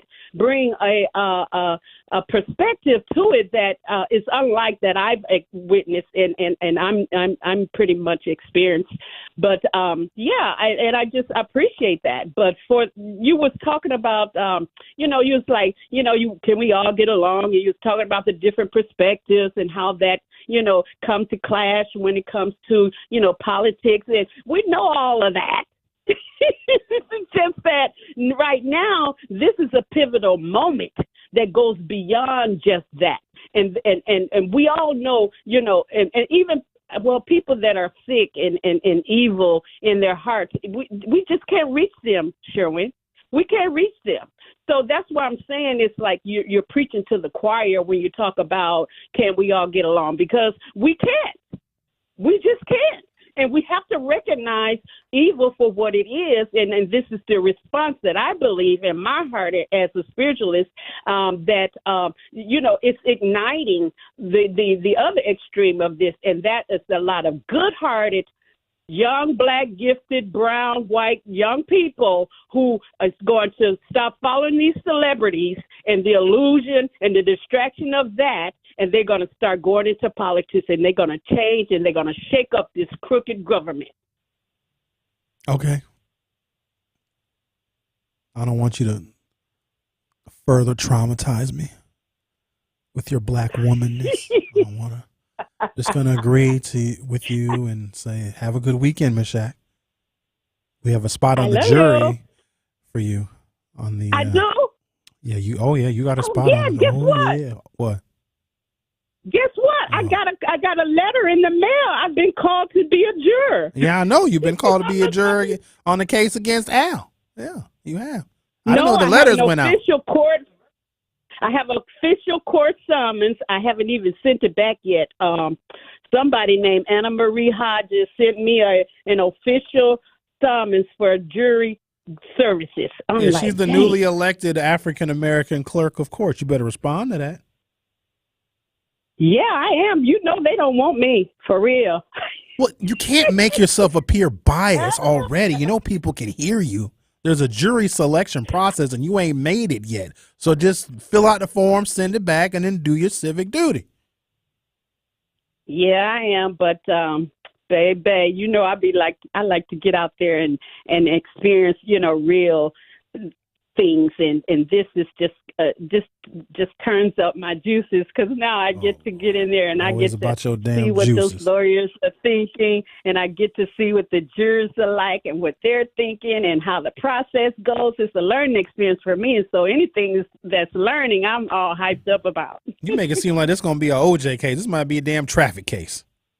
This might not even be a sexy case. It might be just somebody got 18 speeding tickets. I'm telling them they better put me on something that's, significant. Don't be putting me on no traffic case. Well, let us know. I got too much to offer. Yeah, okay. Sure you do. All righty. Goodbye, Miss Shack. Thank you. Okay. Bye-bye. Bye-bye. Bye-bye. Good Lord. I can't get on here and tell black folks, oh, get ready for revolution. We gonna fight. Oh, these people are racist. These racist institutions, oh, we need to fight. We would get our clocks cleaned. We would get evaporated. We wouldn't last. Let's see. If there was a revolution, let's see. We wouldn't last as long as Crimea did. We would be obliterated. All they have to do is cut off supplies to the black community. Cut off our communication, disable all the cell phone towers, cut our electricity, stop the supply of insulin to the black community, close our roads and our bridges. We're done. We don't have enough guns. We're not survivalists. We would be eliminated. So I cannot tell our people to prepare for revolution. We have to use reconciliation. We have no choice. We are ill prepared. Even the tools of revolution that we have right now that they are most afraid of, they're not afraid of black people like coming and shooting them. They got way more guns than us. Plus, they can shoot from further distances. Like, we wouldn't make it. Our ballot is the most potent weapon that we have, and we use it the least. That tells me we're not ready for revolution. Look how they use politics. Look how they use politics as a proxy for everything. We could do the same thing. And actually, we'd have a lot more soldiers than them if that is the revolution that we decided to undertake, but we won't do it. We're not equipped. So I do try and preach reconciliation, but, I guess it depends on how I'm feeling. We'll take a pause for the cause. You're listening to The Truth with Sherwin Hughes on the new 101.7 FM. I'll be right back.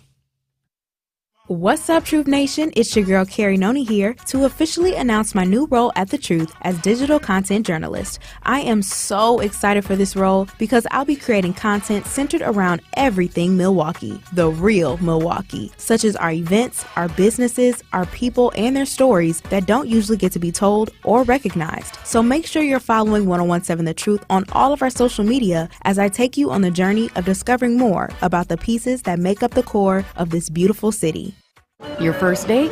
Going well. The carnival? Cash only. But you've got this. Just like Associated Bank's got you, with access to over 30,000 surcharge-free ATMs. So when you decide to win that giant stuffed purple raccoon at $5 a throw, we're looking out for you. No matter how many throws it takes. You've got this. With 30,000 surcharge-free ATMs from Associated Bank. See AssociatedBank.com/checking or ask a banker for details. Member FDIC. Sharon needed legal help. She needed Gruber Law Offices. When I think about Gruber Law Office, I think about how they took care of me, how they make sure that you get what you're supposed to get. Gruber Law Office. One call, that's all. I will always trust one call, that's all. Injured? Call Gruber Law Offices today. One call, that's all. They are the best. I'm very happy. Opening week is here.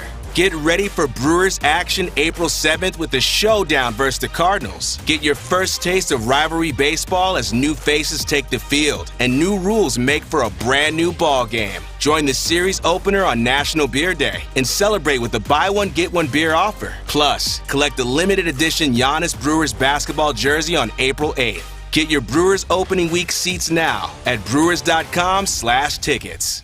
They are our cuddlers and coworkers, purr machines and love bugs, and constant companions. They are our pets, our family, and they make life so much better.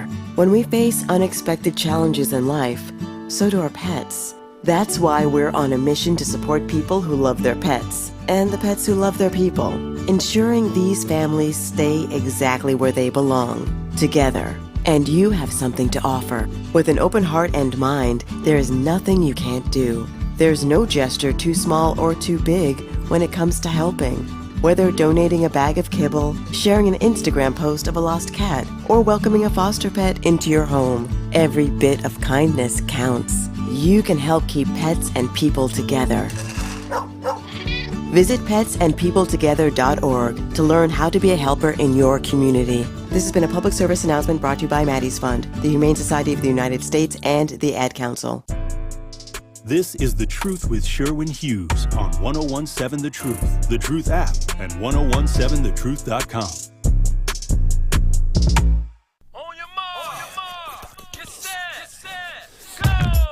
Yeah, shorty, let me hit you with no delay and watch me do it. Sherman, you're on the new 1017 The Truth. How are you?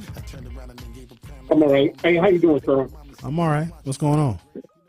Hey, I got a couple of questions. Did somebody make a complaint about Al?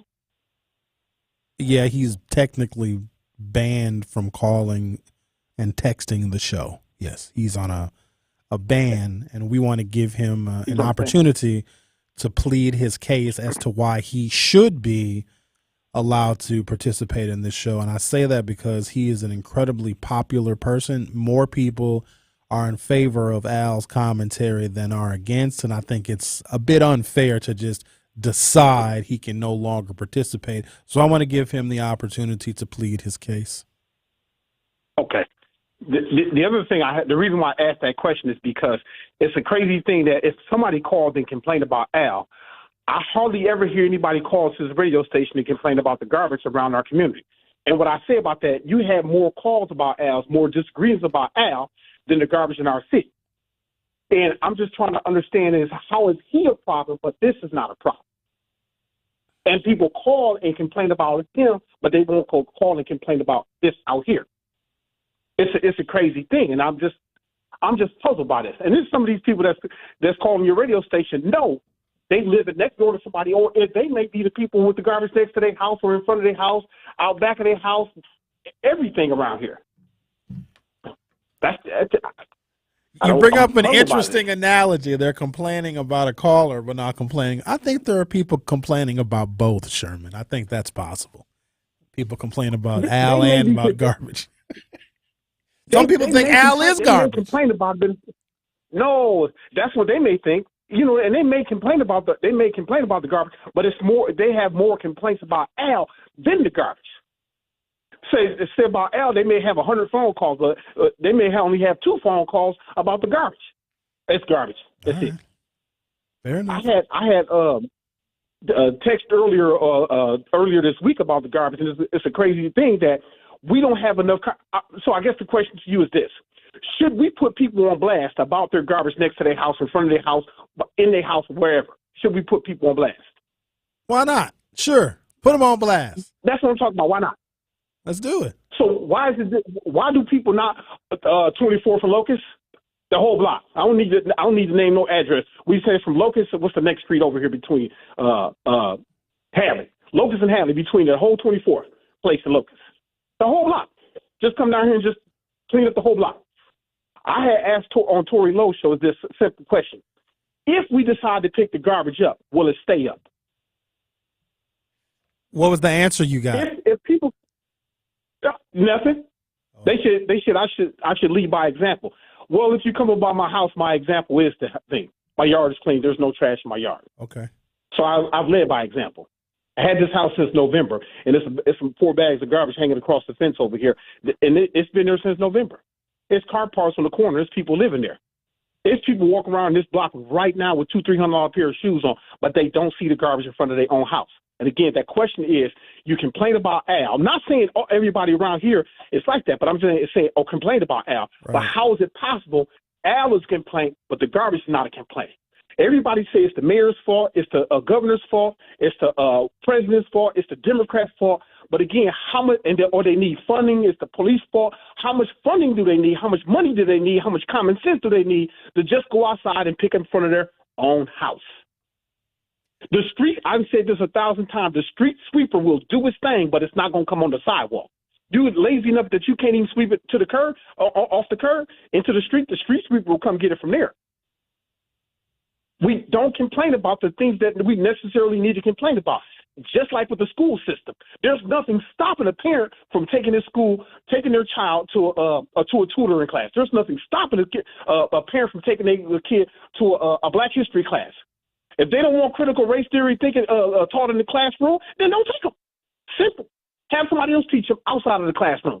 There's nothing stopping us from doing whatever we need to do because somehow, some way, we always find ways to do things that we shouldn't do. If they had a bottle of Hennessy right now for sale for $3 way over in Chicago, guarantee you the Milwaukee will be cleaned out going to go get those bottles.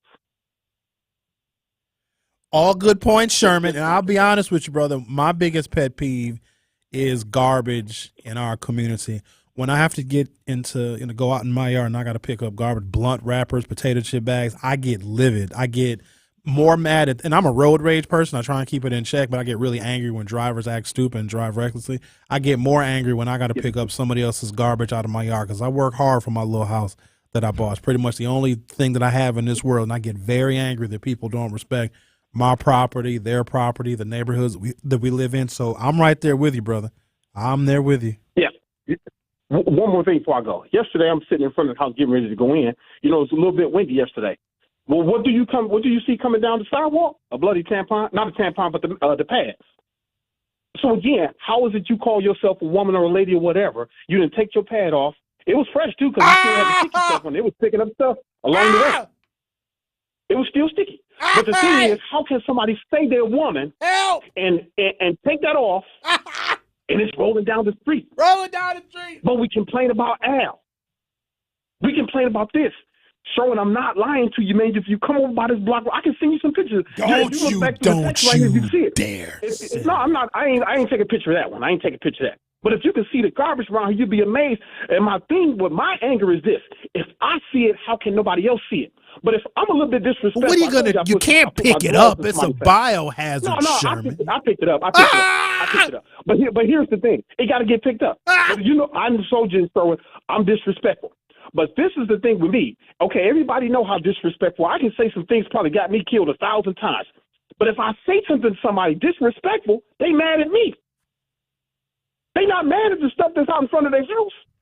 They not mad that they walk around with $200-300 pair of shoes or $1,000 hairdo with these eyelashes looking like hubcaps hanging off their face. But if I say something to them, they upset. But they not upset about the stuff in front of their own house. They not upset about this in front of their mama's house where they living at. They got no business there. 30, 40 years old, still living at home with mamas now. That's just my rant, man. I'm gone for the day. Okay, all right then. Thank you, Sherman. All right. Rolling down the street, smoking endo, looking at maxi pads. I can't believe that. I mean, do y'all want to ban him for saying? Rhea, are you ready for this? Like the things that we're going to hear on this program? Because that's pretty typical. I mean, yes and no. Okay. But I wasn't expecting that. I wasn't either. And I was like, well, because he obviously doesn't like garbage blowing around. I don't like garbage either, but he saw what sounds to me to be a biohazard. And he said, I picked it up. Didn't have no gloves on either. I got it. The Truth with Sherwin Hughes will be back for hour 3. Milwaukee, it's Denise Thomas. And Telly Hughes from Truth Be Told on the award-winning 101.7 The Truth. We want to make sure you join us every Friday morning at 8 a.m. for our Black Friday shout-out powered by We Energies. Black Friday is your opportunity to call into 101.7 The Truth and shout out your Black-owned business and let Milwaukee know what you have to offer. So hit us up every Friday at 8 a.m. to shout out your Black-owned business on Truth Be Told with DT and Telly. Here at the new 101.7 The Truth, we aim to be a staple in Milwaukee's Black community. We are committed to partnering with local organizations and supporting Black-owned businesses. We are proud to call Milwaukee our city and promise to be a positive reflection of our community. We look forward to celebrating Black culture and excellence with you every day as we make history and continue to uplift the voices in our city. Join us for the journey at the new 101.7 The Truth, founded by Gruber Law Offices, Milwaukee Black Talk. This is your Financial Empowerment Minute on the new 1017 The Truth, presented by Northwestern Mutual. You know how it is in the financial world, same way within the sales or whatever, there's always this idea that this is a one-time offer. If you do this today, right, then your whole these sales will always come back. These things will always come back, opportunities. It's really important to try not to make financial decisions if you can the same day. Talk to some people that you respect, you care, you have high regard for. I think just not doing things the same day is important. It's so important you try to have at least a couple times in a month that you sit and think through your bills, okay, and where you're going. And another little small mindset hack that can work with this is to, before you make purchases, is this in line with my commitments? Right. But the question is, what are your commitments today? Well, same thing when you're purchasing things, right? How is this decision going to be in line with my overall commitments or goals? It's just a little simple mind hack you can also do. Tune into The Truth every month for our financial empowerment interviews with Northwestern Mutual.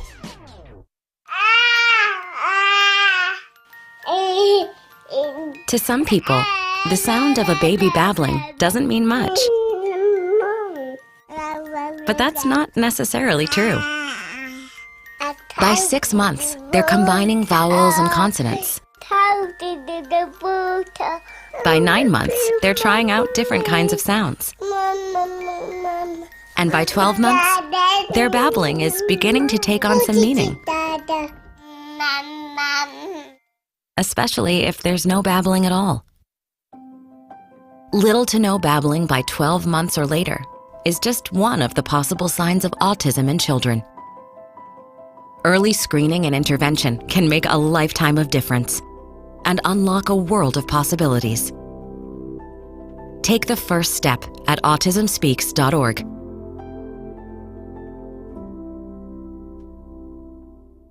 Milwaukee's Black Talk lives here. You are listening to 1017 FM, 1510 AM WGKB Waukesha, and W269DL Milwaukee, a locally owned Good Karma brand station. This is your 1017 The Truth News Update. Hi, everyone. I'm Melanie Ricks with your news update. The Milwaukee Police Department on Thursday released redacted body cam footage of the fatal shooting that left Officer Pete Jerving and Milwaukee resident Terrell Thompson dead.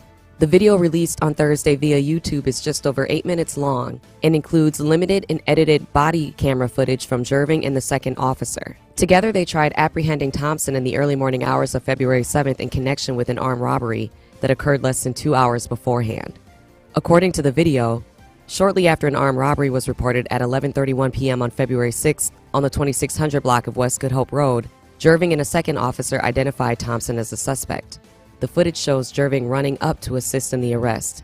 Thompson draws a gun and fires at Jerving, forcing him to retreat, but Jerving then runs back again to help. It's then that both men exchange gunfire at perhaps point-blank range, killing each other. Both Jerving and Thompson suffered multiple gunshot wounds. Jerving was the 5th Milwaukee police officer to die in the line of duty since 2018, and the first since 2019. He was a 4-year veteran of the department and was assigned to District 4 on Milwaukee's northwest side where he grew up. A Milwaukee man is facing charges for allegedly knowingly operating a motor vehicle with a suspended license and causing the death of a pedestrian on March 30th. A criminal complaint says that Latrell Catherine was driving eastbound on West Capitol Drive when he struck Tessa Steele, who was crossing the street.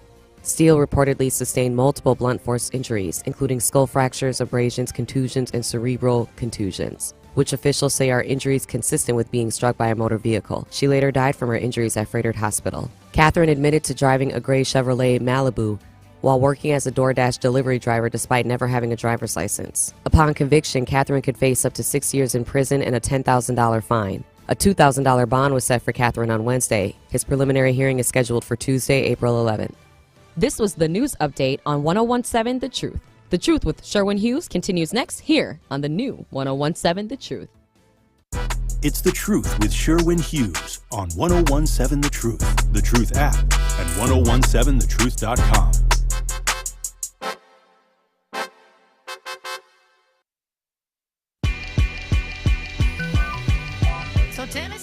Welcome to Hour 3 of The Truth with Sherwin Hughes. I want to read some of your text messages, and then I have another story I want to discuss, and it's about school district mission statements. So, metro areas have public school systems. And so let me use Milwaukee as an example. We have the Milwaukee Public School District. Well, somewhere there is a mission statement that illustrates, that provides information on what MPS seeks to do, their goals, their aims, their achievements, etc. And so the Pew Research Center collected a lot of school district mission statements from all over the country, and they show partisanship. I know one side likes to criticize and say that schools and public education is indoctrinating children. Well, the conservatives, might be the ones who are doing the indoctrinating. Let me catch up on some of your text messages you have sent to 833-212-1017, 833-212-1017. Even though we have essentially been on one topic for the duration of the show, y'all text about any damn thing that you want. And most of these texts are regarding Al and what Al said. I wish I could get the audio clip to play back for you all what Al said that got him banned, but it would just be one continuous beep. Let's just say he very graphically depicted oral sex. Very, very graphically, meaning he used very vulgar language in describing that particular act. And it was at the day I was broadcasting live from the Fiserv Forum. I think it was HBCU Day, Historically Black College and University Day, at the Bucks game at the Fiserv Forum. So all of our shows broadcasted from the Fiserv Forum. And then that night, they honored graduates from historically black colleges and universities. So the listenership of my show, I mean, it was y'all still. It was the same listenership for the most part. But there are a lot of new people engaged because it was the first time that we were actually broadcasting from the Fiserv Forum. So I know a lot of Bucks management and, C-suite folks with that organization. They were listening. And so they heard Al for the very first time. Some of you all have gotten used to the things that Al says, and some of you, believe it or not, come to appreciate his forthrightness with his commentary. Others of you, not so much. But if you're not familiar with him, and also if you're not familiar with me and the platforms that I have been a part of over the years, I want y'all to speak freely and openly. I want you to talk the way you talk to your friends, the way you talk to your family, because you guys are my friends and you guys are my family. I share a community with you. I share some of the same issues and troubles that you guys see. I see those exact same things. So I want to have those kind of conversations. Plus, I feel like we owe it to ourselves, but also the rest of the world, to let them hear how we actually talk, even when we're talking about them. And so sometimes people have different ways of delivering their oratory, different ways of delivering their thoughts and their messages. And I appreciate all of it, even if I don't agree. And I don't agree with a lot of you, but I still appreciate you sharing your sentiments. 414795 says, I wonder if Brian is willing to volunteer to be a part of any mass murder skit. Hell, for all we know, he is a part of a mass murder skit. Brian is a conspiracy theorist who doesn't believe that mass shootings take place, or he believes that, I don't know. I'm not trying to engage in that kind of nonsensical stuff, because once we fall into that, then they can say a whole bunch of things about our black reality is also nonsense. Like somebody can look at me and be like, oh, Sherwin, you're doing okay. You got an education. You got a job. There's no more racism anymore. And they literally will use me and those like me as an example. Like, oh, look, you're doing okay. They don't know what I had to deal with. They don't know what I went through. They don't know how many times I've been called the N-word, how many times I've been threatened. They don't know any of that stuff. They just see the finished product. And they don't know all the things that we as black folks have to deal with. And the other thing is, we don't tell white folks what we deal with because y'all either wouldn't believe it or you don't care. And so you see the finished product of an African-American success story and you just automatically assume they didn't have to deal with any negativity because of their skin color. And when I hear that, because it makes it very easy for white folks to not have any responsibility for their history. It's, oh, look, you made it. You're successful. Look, there's black people all over the place. There's black millionaires. There's black billionaires. And they'll say some stuff like, well, I'm not rich, and I'm white. There's all these rich black people. See, there's no racism anymore.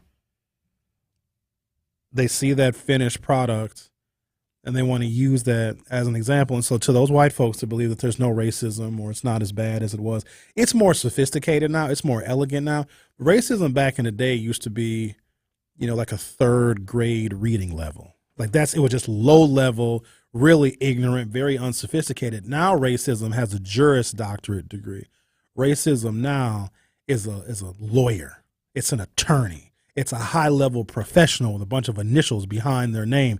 Racism now has a PhD. It has grown. It has evolved. It is a chameleon. It's in the air we breathe, the water that we drink. Hell, it's in our thoughts. It's how we look at ourselves in the mirror. Blackness has always got to be compared to something. What do you think it's compared to? So I bring up this often when I talk to my white folks, even our woke white folks. And I ask them if they have a friend or a family member or someone, that they're at least remotely familiar with that is racist, that uses the N-word. Every single one of them says yes. Oh, God, absolutely, Sherwin. And they can tell you with shocking accuracy how many people in their circles are very racist, right? I say, okay, good. I'm glad you have that example, white person, of someone that you know is racist. What if that person works in HR? What if that person is in charge of hiring and firing? What if that person is a business owner? What if that person is a cop? What if that person is a doctor or a nurse or someone who has black life in their hands? Now I want you to think how their sentiments and their racism and the racial slurs that they use can directly impact a black person's life. Then they get quiet. I know I said I was going to read the text messages, but y'all going to have to indulge me for a moment. There's another thing that I absolutely deplore. I hate it. When white folks take advantage of black misery. They want to get special pats on the back because they want to help black people. They want to help black youth, or they want to, make conditions better for the black people. And they want so much praise for that. And what they need to know is that they are a dime of a dozen. Poverty pimps coming from the white community coming into our community are as old as the races are themselves. You don't get special attention and special recognition, especially with all of these social service agencies are doing nothing but getting money and funding and philanthropic dollars for poverty pimping. And what I say to them, and you ain't going to like it, but I'm going to say it. If any one of these white social service agencies, these, what do they call it? Not the hero syndrome, but the savior complex. These white folks with a savior complex. If any one of you white social service agencies went out of business, we would see no difference in the community. We literally wouldn't even know you were gone. That's how little difference you make. What would happen is you would end up laying off your staff. White people would be unemployed. Middle-class white folks would have to go somewhere else and look for jobs. But that gets under my skin because they assume this kind of pseudo righteousness because, at least I'm trying to help the black community. No, you're not. You're trying to put money away in your retirement. You're not trying to help. Even if you get trained, right? Even if you get all your master's degrees and you do all the social works and you do all this other stuff, you're still disconnected. But the one thing they are connected to is money. They think about how they can profit. They think about the next grant they can get. They think about the next way in which they can, quote unquote, assist just to get money because they got overhead, they got staff to pay, they got bills to pay, et cetera. So they lose their willingness to really make a difference. And the other thing is there's no contrition, right? If you realize how insurmountable the problem is, let me be clear, created by white folks when you work in social services, you should never be happy. You should never be patting yourself on the back. You should always be in a constant state of despair. That's how I know I'm dealing with a real and authentic social worker or crisis worker. They're never happy. Even if you accomplish something good, your work is never done.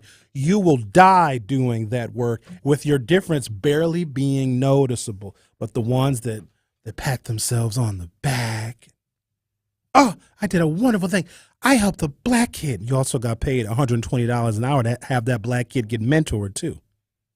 That gets under my skin because the worse conditions are in the black community, the more credit and the more pride white people take in trying to help us, knowing that they created it. Like, you understand, whiteness created the third world. You know, you talk about third world countries, how they're so poor. We make it seem like it's those people's fault. No, they were colonized and had everything stolen from them. Everything stolen from them. And then the money the third world countries need to borrow so they can create an economy, so they can create an infrastructure for their people, they'll never be able to pay that money back. We put entire nations, entire countries in permanent debt to the World Bank. They do the same thing here. The conditions that exist for black people were not created by us. They have defined us by law and by policy. So at what point do we get to define ourselves? Because they still define us by law and by policy. So if you're a Caucasian person and you think you're doing the world a favor by serving the African American community, we would almost rather you take whatever power you have, whatever intelligence you have, whatever initials you have behind your name. You need to talk to white folks about racism. That's where you can best serve black folks. You ain't got to come here and get grant money, get philanthropic dollars to try and help us. Talk to your people. That's what you need to do. Best thing you can do for us is to talk to your people. Okay, now we'll read some text messages. 808s and Heartbreak says, guarantee them negative comments came from white folks. That was at 10:30, so ain't no telling what I was talking about then. Might have been related to Brian. Congress Kurt said, I would like to serve on the jury. I'll gladly answer any question or questions you may have. I'm open-minded and a big believer in the First Amendment. I'm ready. But I also believe there are consequences to speaking freely. I agree, Congress Kurt, and because of your very forthright text message, you have been granted a seat on the jury. There's clearly going to be 747 people on the jury. If Al calls to enter his plea, if he doesn't enter his plea, he's got 41 minutes, and then he's guilty. So, FYI. C says, I would kindly remind Mr. Bryan of the plight of Alex Jones and his questioning the validity of children being murdered in a mass shooting. He owes nearly $1 billion because he believes conspiracy theories over facts. Good luck with that, buddy. Have a blessed day, Mr. Hughes. Thank you. Oh, LT. Oh, jeez. So LT has appointed himself as Al's lawyer. Clearly, we got 3 different radio shows going on here. We got what's going on with the Tennessee 3. We've got the pending obscenity trial against Al, and then you have public schools indoctrinating kids. And sometimes I don't know which show was which, LT says. As Al's self-appointed attorney, I am pleading with the court for a 1-week adjournment on Al's deadline so a wellness check can be done. The court is going to deny that motion, counsel. And now LT is seeking to file a notice of appeal. Again, until there is a plea, there will be no appeals. There's nothing to appeal. And then LT says, as Al's self-appointed attorney, I am proposing that Alex Jones, listening to Brian, be thrown into Truth Jail and we do a Brittany Griner prisoner swap for Al. The court will entertain the motion. However, Brian has not yet been prosecuted, so we cannot do a prisoner swap. However, if you want to ban Brian, the court will take that under consideration. 414400 says, what did Al say? Clean version. Also, what was Al? What was it Al from? No, it wasn't Al from Sherman Park. It was a different Al. It's a different one.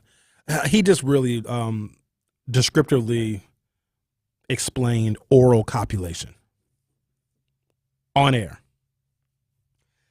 in front of God and everybody. Very descriptive. Like when he described it, I was like, oh, I can totally picture that.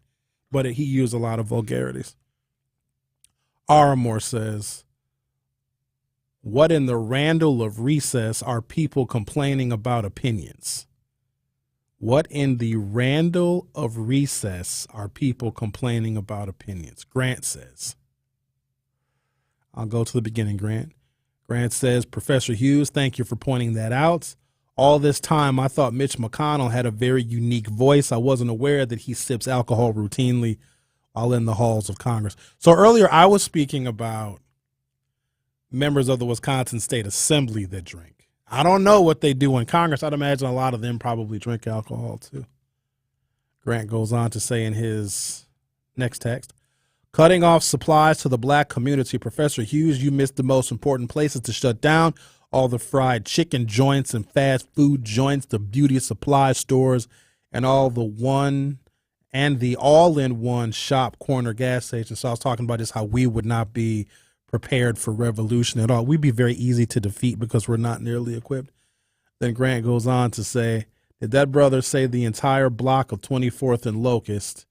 No need to insert an address.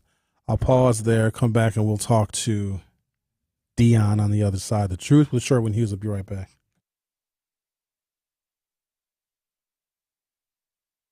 Truth Nation, this is the effective communication coach, Denise Thomas. And Emmy Award winner, Telly Hughes. We are so excited to be your new host. And we will continue to have real and authentic conversations while brightening your morning and giving you something to smile about.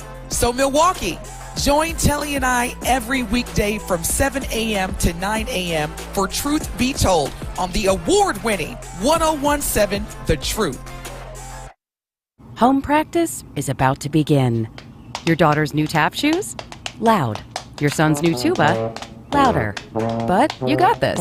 Just like Associated Bank's got you with $50 overdraft Greystone. So if you lose track of expenses buying some noise-canceling and sanity-saving headphones, we've got your back.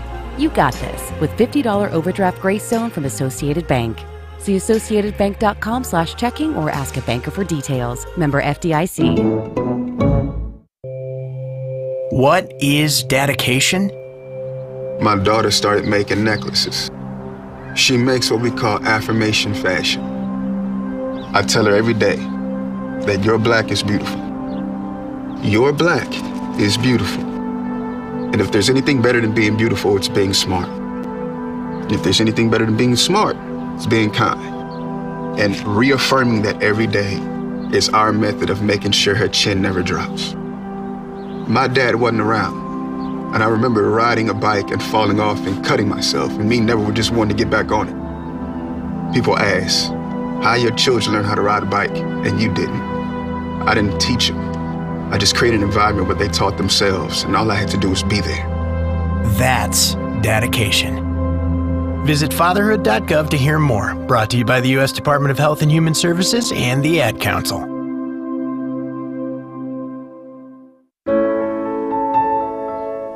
Sometimes I just cannot believe all the storms we've gone through here. I can only hope that we'll be able to leave this house to you one day, baby. You're our legacy. Planning for these disasters will make sure we're safe, and is the best way to protect that legacy. You know what? We should make an emergency communication plan. That way we're ready this year. At my dorm, we have emergency kits for earthquakes and wildfires, but I'm sure there's something more local I can send you with a link. Okay, smart.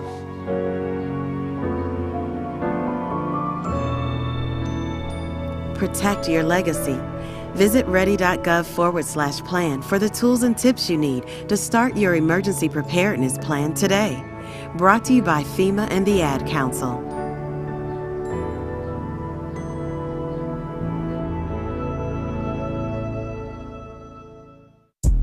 More of The Truth with Sherwin Hughes is next on 1017 The Truth, The Truth app, and 1017thetruth.com.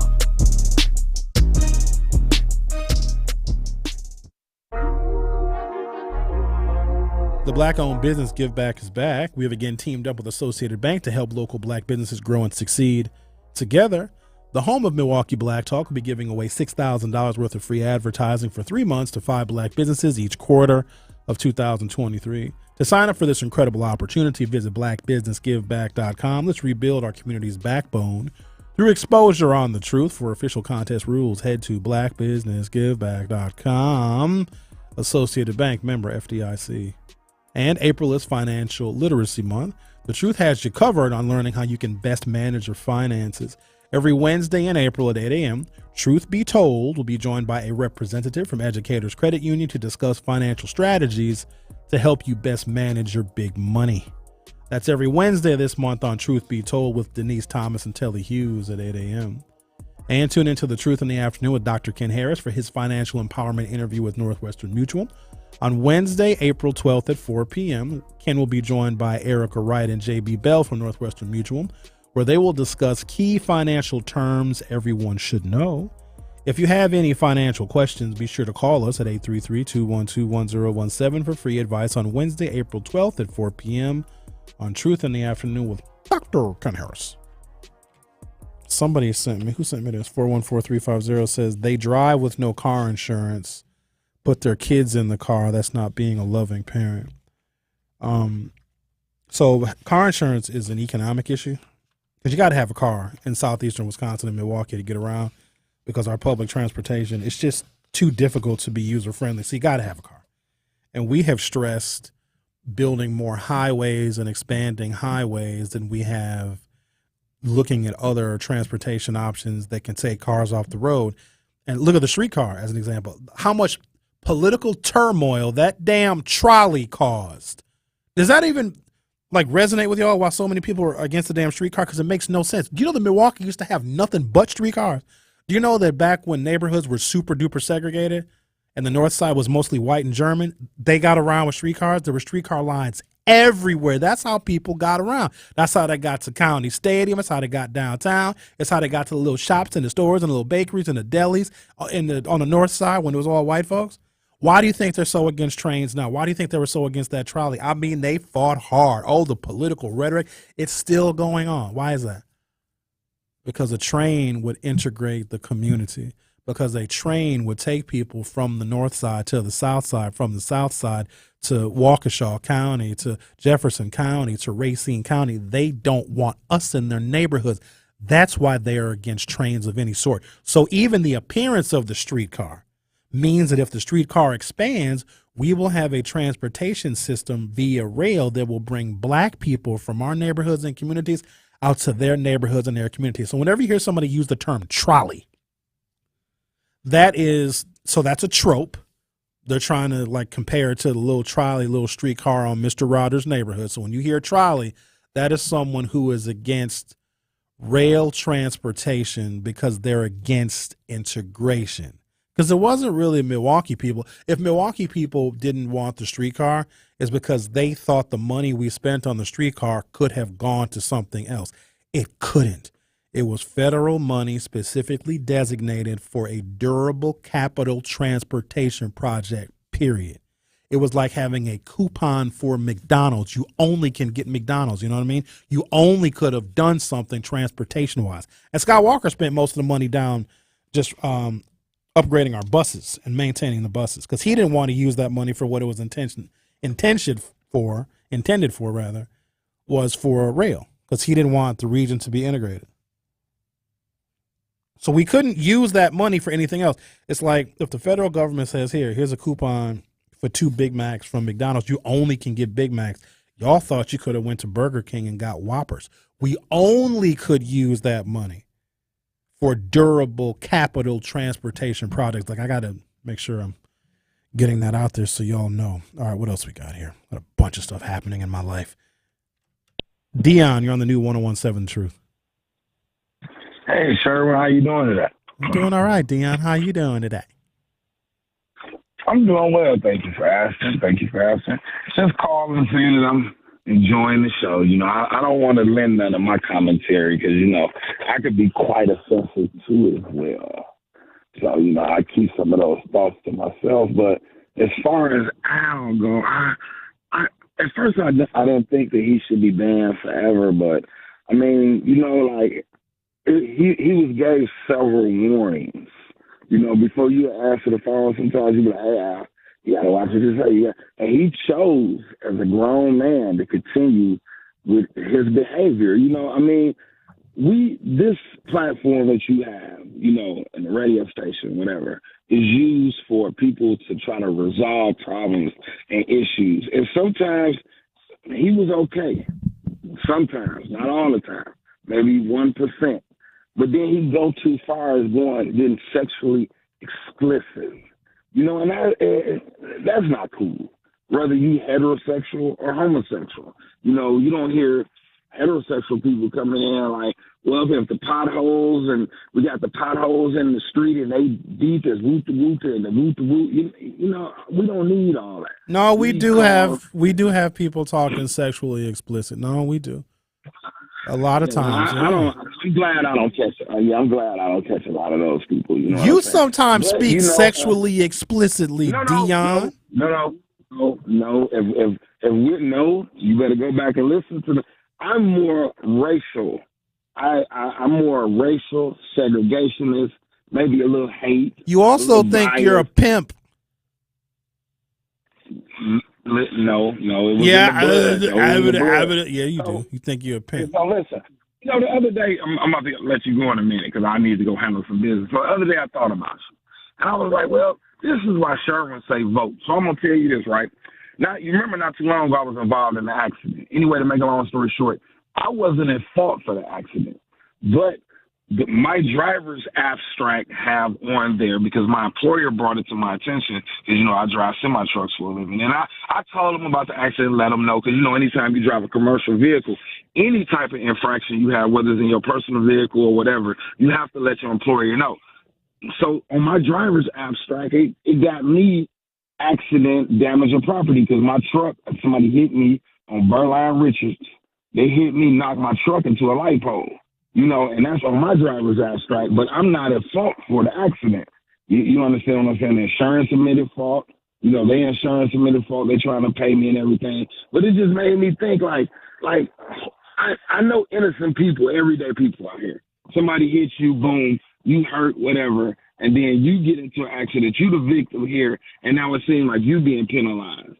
So when I get off this phone, I'm going to go up here and call the DMV and see what can I do, what type of tools are at my hands that I can get this removed off of my driver's abstract. Because if I go look and say, I don't want to work at the job I'm working at, I go looking for another driving job, all they're going to see is accident, property damage, and pass my application, look right by me, not knowing, because they're not going to ask about the full extent of what went on. Because I had something similar like that happen with my criminal record, where my little brother had used my name before, and they only seen where it said my name. They didn't see where it said alias his name before. And one employer had did the investigation look, and she had told me about that, and I had to, write Madison and all that, get fingerprinting to get that removed. But that's just insane, though. I get hit, and it's on my driver's abstract. So now I got to go do whatever. And basically, to sum it up, it kind of screamed vote.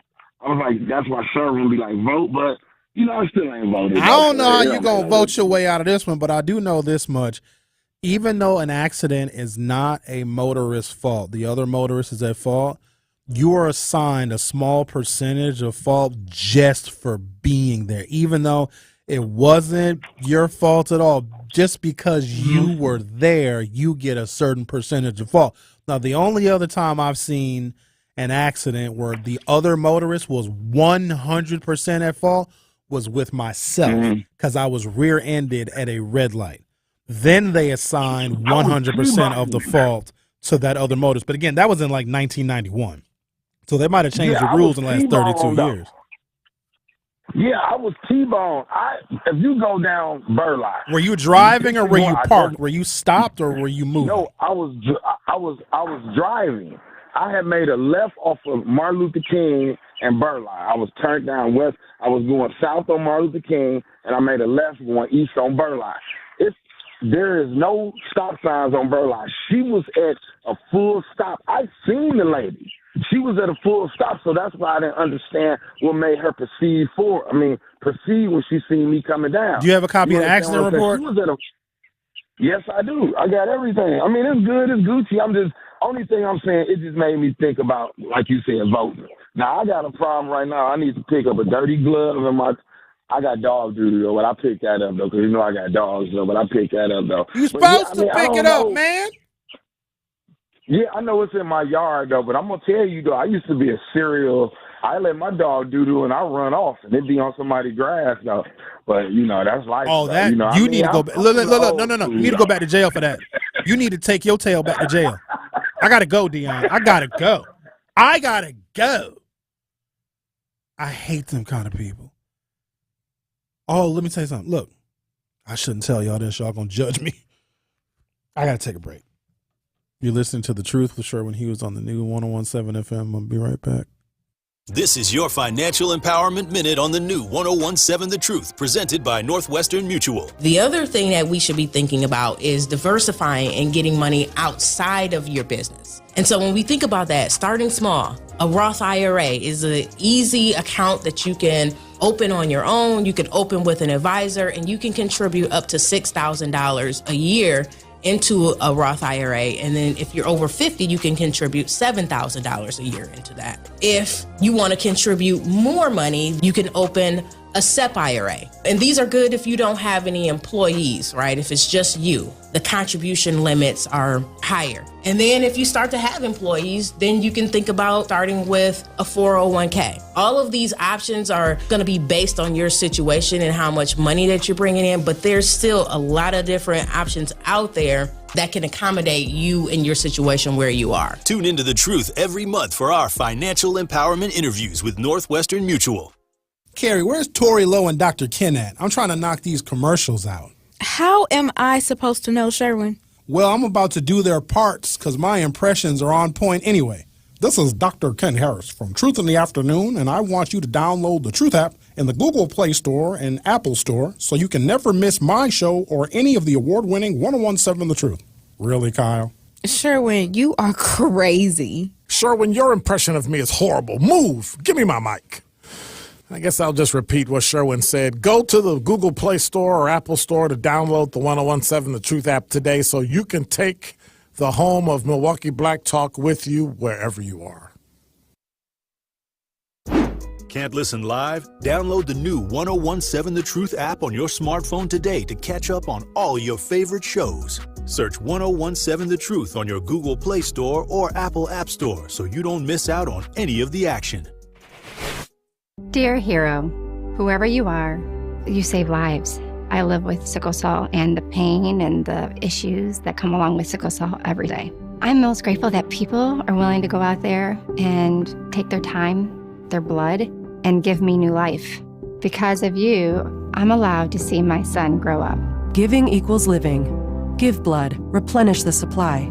Learn more at hhs.gov/giveblood. Brought to you by the U.S. Department of Health and Human Services.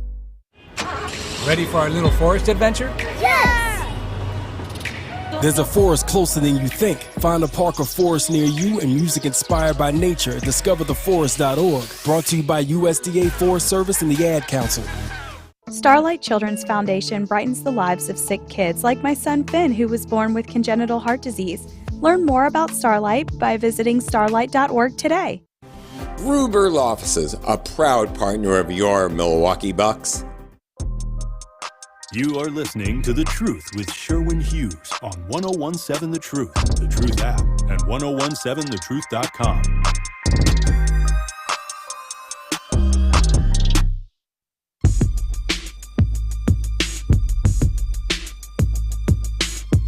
Truth Nation!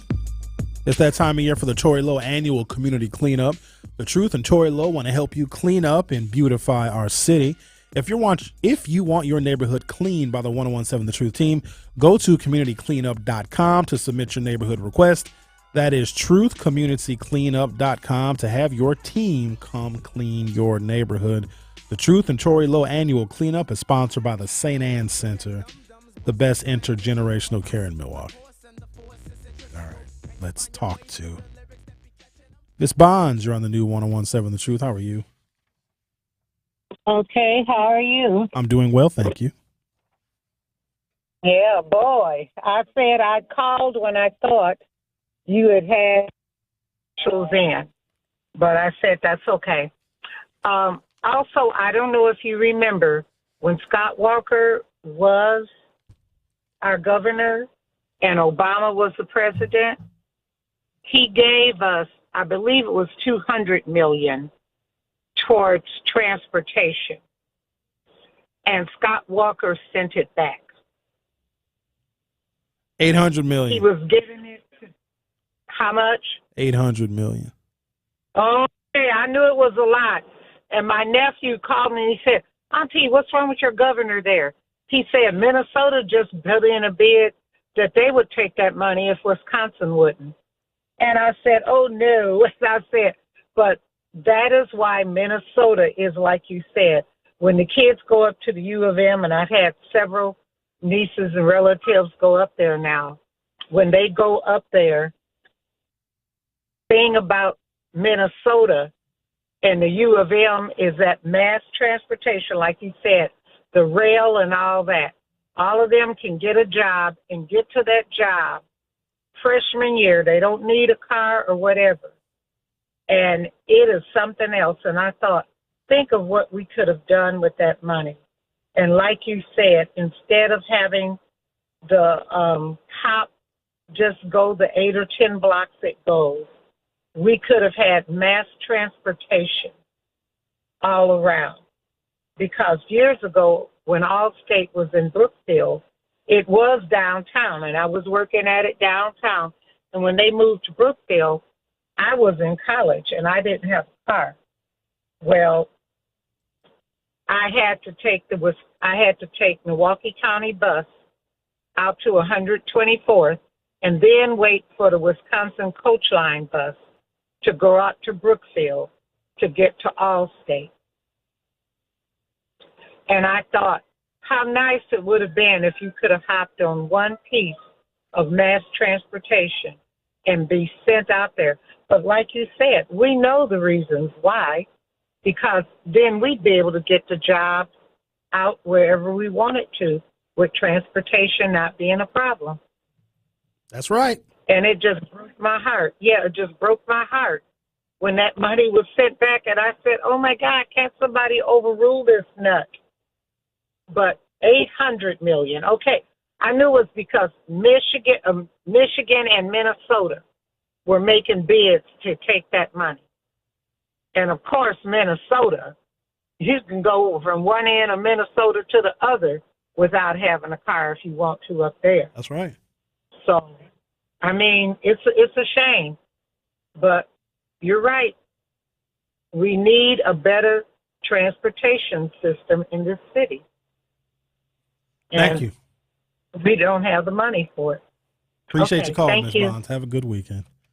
I went to Minneapolis in 2012 for a weekend. I got friends up that way. Plus, I just love the city. Don't let that George Floyd incident fool you. Minneapolis is, in my opinion, the most racially progressive city I have ever been to. Ever. I've been to a lot of cities, on a lot of coasts. It is the most racially progressive city I have ever been to. So I went up there in 2012 for a weekend because they have a light rail system there. Like now it's way more developed 10 years later than it was back then. But I flew into the airport. I paid $1.75 for a pass to ride the train all weekend. Back then I was broadcasting was I broadcasting yet? I think I was. So I was done at noon. I was totally broadcasting it because I went in the fall of 2012. So I went to the airport that afternoon. I did my show, went to the airport that afternoon. And the flight to Minneapolis is only 55 minutes. So I landed. Well, I took off at lunchtime and landed. It was still lunchtime. And I was going to hang out with my guy. First, I had to go to the hotel. From the airport, they got these, it's a machine. You put in your little money, put in your little dollar bills, and then you get a pass to ride the train. Now, I don't know if they changed the prices. I paid $1.75 to ride that train the whole weekend. I didn't need a car. I didn't have to put gas in the car. I ain't got to pay to park the car. I didn't have to pay meters when I parked the car. I paid $1.75 for unlimited rides on their light rail system for the whole weekend. Let me tell you how it went. I got to the airport, okay? Go down, I got my little baggages, okay? Got my little train ticket for the weekend, paid my little $1.75. Train picked me up from the airport, went from the airport past, I don't even know if they still have the Superdome. What was their dome, their football stadium they had in Minnesota? I think they have a new one. But it took you past there, had a couple of stops in between, took me right downtown on a half a block away from my hotel. And then it also goes throughout the downtown area. So we went to go eat. We went to go have drinks. We went to go see a show. We probably went to the strip club because that's what we do.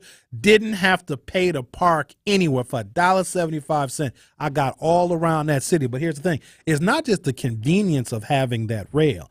Sherwin spent more money in that city because I did not have to spend any money related to having a vehicle in that city. Do you see how that works? What are we going to do now? Let me see. I got text messages. I got Derek. He going to need his own segment. Because Derek, boy, he can talk. Sometimes when Derek calls, I wonder who's actually hosting this show, him or me. All right. Who said this? 414-488 says, I have voiced my concern about all of the trash in Milwaukee. It's ridiculous. It makes me sad and mad. Okay, you and me both. I have continuously called the city Department of Sanitation. I just called yesterday yet again to make the same request that I made a month ago about illegal dumping. And I live in the 15th District. Russell Stamper and I 15th District, Russell, I have even called City Hall. So Russell Stamper's all in the 15th District.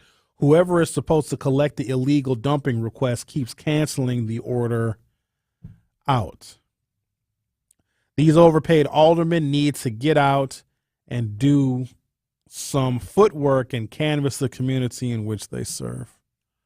All right, 414366 says, Black people in our community do not understand the living benefits of universal whole life insurance. Well, that's why we have our financial literacy segments once a month with those folks from Northwestern Mutual. I think the first thing that we covered when we had Erica and JB in here were the different types of life insurance. Ooh, speaking of insurance, I'm going to tell y'all this, and I got to take a break, and we're going to come back and I guess give Derek the rest of the damn show.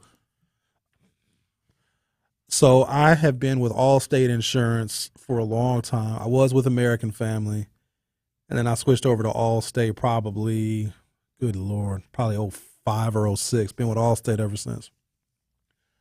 Well, I was just getting curious because my car insurance is crazy. We've even had segments dedicated to how expensive car insurance is in the city of Milwaukee, and where everybody has seen a rise in car insurance because of the number of claims that people are making on their auto insurance because of car thefts, car break-ins, et cetera, right? It's a real major problem. So cars getting stolen is not just a crime problem, it's a financial problem too, because insurance companies are charging us more based on where we live and the number of vehicles that get stolen or damaged in our neighborhoods, right? So it's financially punitive to people, and some folks can't afford an increase in car insurance, and it's tough because it's mandatory via state law. Like, you have to have car insurance.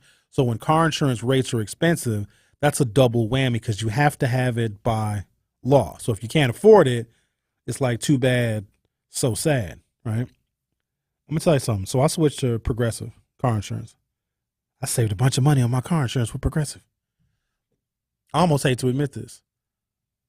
Let me do the math real quick. I was paying $183 a month for full coverage insurance, and my car is not even that expensive. Here, let me do the math real quick. Here, where my calculator at? So let me do. Hang on. Calculator. Okay, 183 times 12. So $2,200 a year I was paying for car insurance with Allstate. Full coverage, 100, 300, or 300, 100, whatever the maximum coverages are. So I was paying $21.96 for full coverage on my vehicle. So I switched to Progressive. I am now paying $510 a year. You understand me? I pay $255 every 6 months with Progressive, where I was paying $183 every single month with Allstate. That don't make no sense to me, because I called Progressive. I said, no, this ain't right, is it? How is y'all charging me this little and Allstate charges me so much? I said, I don't know. That's why you shouldn't have been with Allstate, they said. So if y'all are paying a lot of money for car insurance, I would suggest you shop around. Like, y'all, this is adding like income back into my pocket. $183 a month versus $255 for 6 months. Like, I can pay my car insurance and just like forget about it for half the year. So, FYI, take a break, come back. Derek, I'm not going to give you the whole segment now. I still got to make room for Al to call and enter his plea. If Al does not call and enter his plea by 11:56 and 50 seconds, he is permanently banned from 1017 The Truth. Al, we're going to allow you to have a defense. We even have jurors on standby. You even have a bunch of lawyers volunteering to help you plead your case, Al. But if we don't hear from you in 9 minutes, then there's nothing we can do. The Truth with Sherwin Hughes will be right back. Milwaukee, it's Denise Thomas. And Telly Hughes from Truth Be Told on the award-winning 1017 The Truth. We want to make sure you join us every Friday morning at 8 a.m. for our Black Friday shout-out powered by We Energies. Black Friday is your opportunity to call into 1017 The Truth and shout out your black-owned business and let Milwaukee know what you have to offer. So hit us up every Friday at 8 a.m. to shout out your black-owned business on Truth Be Told with DT and Telly. You're back at the gym. Your new gym outfit? On point. Your new sneakers? Baller. You've got this. Just like Associated Bank's got you with Access Checking. It's maintenance fee-free with no minimum balance requirements. So when you take your first yoga class in 10 months, your body might surprise you, but your checking account won't. You've got this with Access Checking from Associated Bank. See associatedbank.com/checking or ask a banker for details. Member FDIC. It's time for Truth Takes, a thought-provoking commentary on the new 1017 The Truth. Here is Denise Thomas with her truth. The term diversity, equity, and inclusion has been at the forefront of many employers over the past 20 years, and even more so amplified since the release of the murder of George Floyd's video went viral. And for many of us that work in predominantly white environments, as members of Black or brown communities or traditionally marginalized communities, it's hard to understand exactly how I fit, how I adopt, and how I demonstrate the components of diversity, equity, inclusion. And more importantly, how am I on the receiving end? This is where communication and open dialogue is so important regarding this subject matter. It cannot and should be not treated as an extracurricular activity. It is a vital component in any business's business growth objectives, revenue generation, and more importantly, hiring and retaining a diverse pipeline of talented individuals. Have the conversations with your leader. Have the conversations with your direct reports. Have the conversations with people who make decisions on hiring, on culture, and promoting within. This is important. It will not go away. And we need to make sure that we're having the conversation so that everyone, regardless of how they identify, is embraced and feels a sense of belonging and knows that even throughout challenges or setbacks, they belong and they can win. That is the power. That is the truth. Use your voice. It is valuable and it deserves to be heard. That's a part of equity and inclusivity demonstrated within the workplace. This has been Truth Takes on the new 1017 The Truth. Listen to The Truth Be Told with DT and Telly weekdays from 7 a.m. to 9 a.m. This is The Truth with Sherwin Hughes on 1017 The Truth, The Truth app, and 1017thetruth.com.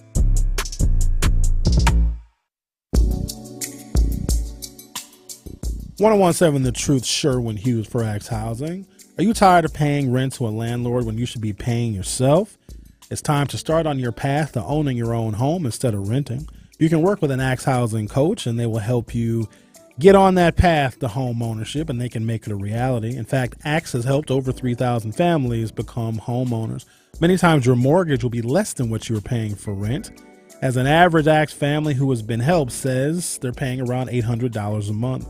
No matter what barriers you think you're facing, Axe Housing will have a coach on staff that can assist you today. An Axe Housing coach will help you create a plan and a budget and help you get additional resources for down payment assistance. So if you're not dreaming of home ownership, you certainly should be. You can get started on virtual orientation by clicking on the Truth link at axhousing.org. That's ACTShousing.org. Don't let where you are financially today get in the way of your bright future. Axe coaches are here to help. That's axhousing.org. And lastly, Axe Housing is in need of hiring general contractors to work on houses. Get in touch with Axe today if you're a contractor, as they need to hire 100 contractors by the end of the year. All right.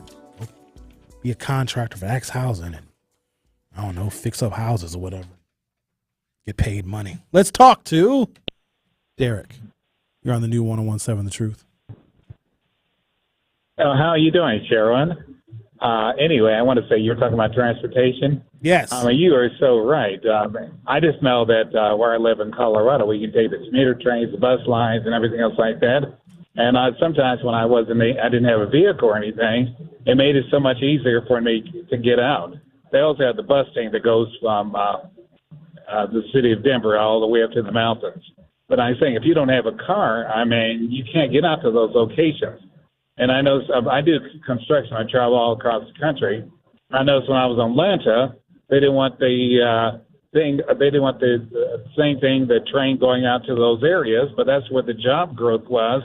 But it was really a hassle to get out there and everything else like that. What I'm saying is that just having a bus and having the train is so convenient. Just getting out there, and you're right. Cars do cost a lot of money, the maintenance costs and everything else like that. And a lot of people don't have the money for maintenance and everything else like that. And the same thing goes true when I was in D.C. That was a charm, taking the thing in there, riding around and being able to go to all the sites and everything without without having to drive or anything. And same thing when I was in New York City. Now, that was really a charm. Yeah, metro areas can't grow unless they have an integrated system of public transportation. I think that is what is hindering Milwaukee, because we're really growing and expanding our downtown, but we're not making it easier to get to for people who live in outlying areas. And you're absolutely correct. Where jobs have grown in the last 30 or 40 years have been in suburban office parks, where bus lines don't reach, and they've actually intentionally cut bus lines in Milwaukee so they do not go to where those jobs have been created over the last 40 years. But Derek, I really appreciate your call, sir. Have yourself a lovely weekend. Let me read a couple of these text messages before we get out of here. This is going to be Al's last chance. If he doesn't call in, the ban will be permanent. All right, this is from Marvin. Marvin says, good morning, Sherwin. I've been listening to your show since it started. After hearing your explanation, I thought it was the producer's job to make sure callers don't go too far. I blame the producer, not Al. Other stations wouldn't allow the caller to say what Al said. Given a choice, I would rather have Al banned than your show off there. Your complaint has been registered, but there's a bunch of unusual circumstances going on that day, and we want, obviously, the producers to catch everything. But you know how difficult it is to do all the things that they have to do and also listen to every single word, every single second, that myself too, right, that I'm saying and that a caller is saying. And I think Al he let one slip through the cracks, I suppose. 414-236 says, as Matt Flynn says, fascism creeps in on the little cat's feet, but it's not creeping anymore. I agree with that. 414-377 says, Sherwin, imagine if someone tunes into your show for the first time and they hear Al in his Tyler Perry Madea voice. They probably never tune in again. Please get rid of this guy. Thanks, Vince. LT says, when I was in high school, there was a bus line that would go up and down Lake Drive from Whitefish Bay to Bayside. It was basically for housekeepers. Sonny B says, Waukesha is proposing to connect their bus line with Milwaukee. Supposedly, some Waukesha businesses want some of the people from the city to fill jobs and positions out there. Ms. Shack says, Sherwin, can you explain why we have a surplus with Evers and yet the city of Milwaukee is broke? Is what I'm understanding, and I don't understand that at all, because we're only one city out of 1,800 cities. Just because we have a surplus in the state does not mean that Milwaukee gets all the money. I suppose I'll continue this conversation in about an hour or so on the Forum 2 on Facebook and on YouTube. You guys have yourselves a wonderful weekend. I'll see you next time. Truth Nation, it's that time of the year for my annual community cleanup. A cleaner community is a better, safer community. If you want your neighborhood cleaned up by the 101.7 The Truth team on Saturday, April 29th, go to truthcommunitycleanup.com and submit your neighborhood request today. The Tory Low Community Cleanup is sponsored by St. Anne's Center, the best intergenerational care in Milwaukee. Truth Nation, this is the effective communication coach, Denise Thomas. And Emmy Award winner, Telly Hughes. We are so excited to be your new host. And we will continue to have real and authentic conversations while brightening your morning and giving you something to smile about. So, Milwaukee, join Telly and I every weekday from 7 a.m. to 9 a.m. for Truth Be Told on the award-winning 1017 The Truth. This is your Financial Empowerment Minute on the new 1017 The Truth, presented by Northwestern Mutual. You know how it is in the financial world, same way within the sales or whatever, there's always this idea that this is a one-time offer. If you do this today, right, then your whole these sales will always come back. These things will always come back, opportunities. It's really important to try not to make financial decisions if you can the same day. Talk to some people that you respect, you care, you have high regard for. I think just not doing things the same day is important. It's so important you try to have at least a couple times in a month that you sit and think through your bills, okay, and where you're going. And another little small mindset hack that can work with this is to, before you make purchases, is this in line with my commitments? Right. But the question is, what are your commitments today? Well, same thing when you're purchasing things, right? How is this decision going to be in line with my overall commitments or goals? It's just a little simple mind hack.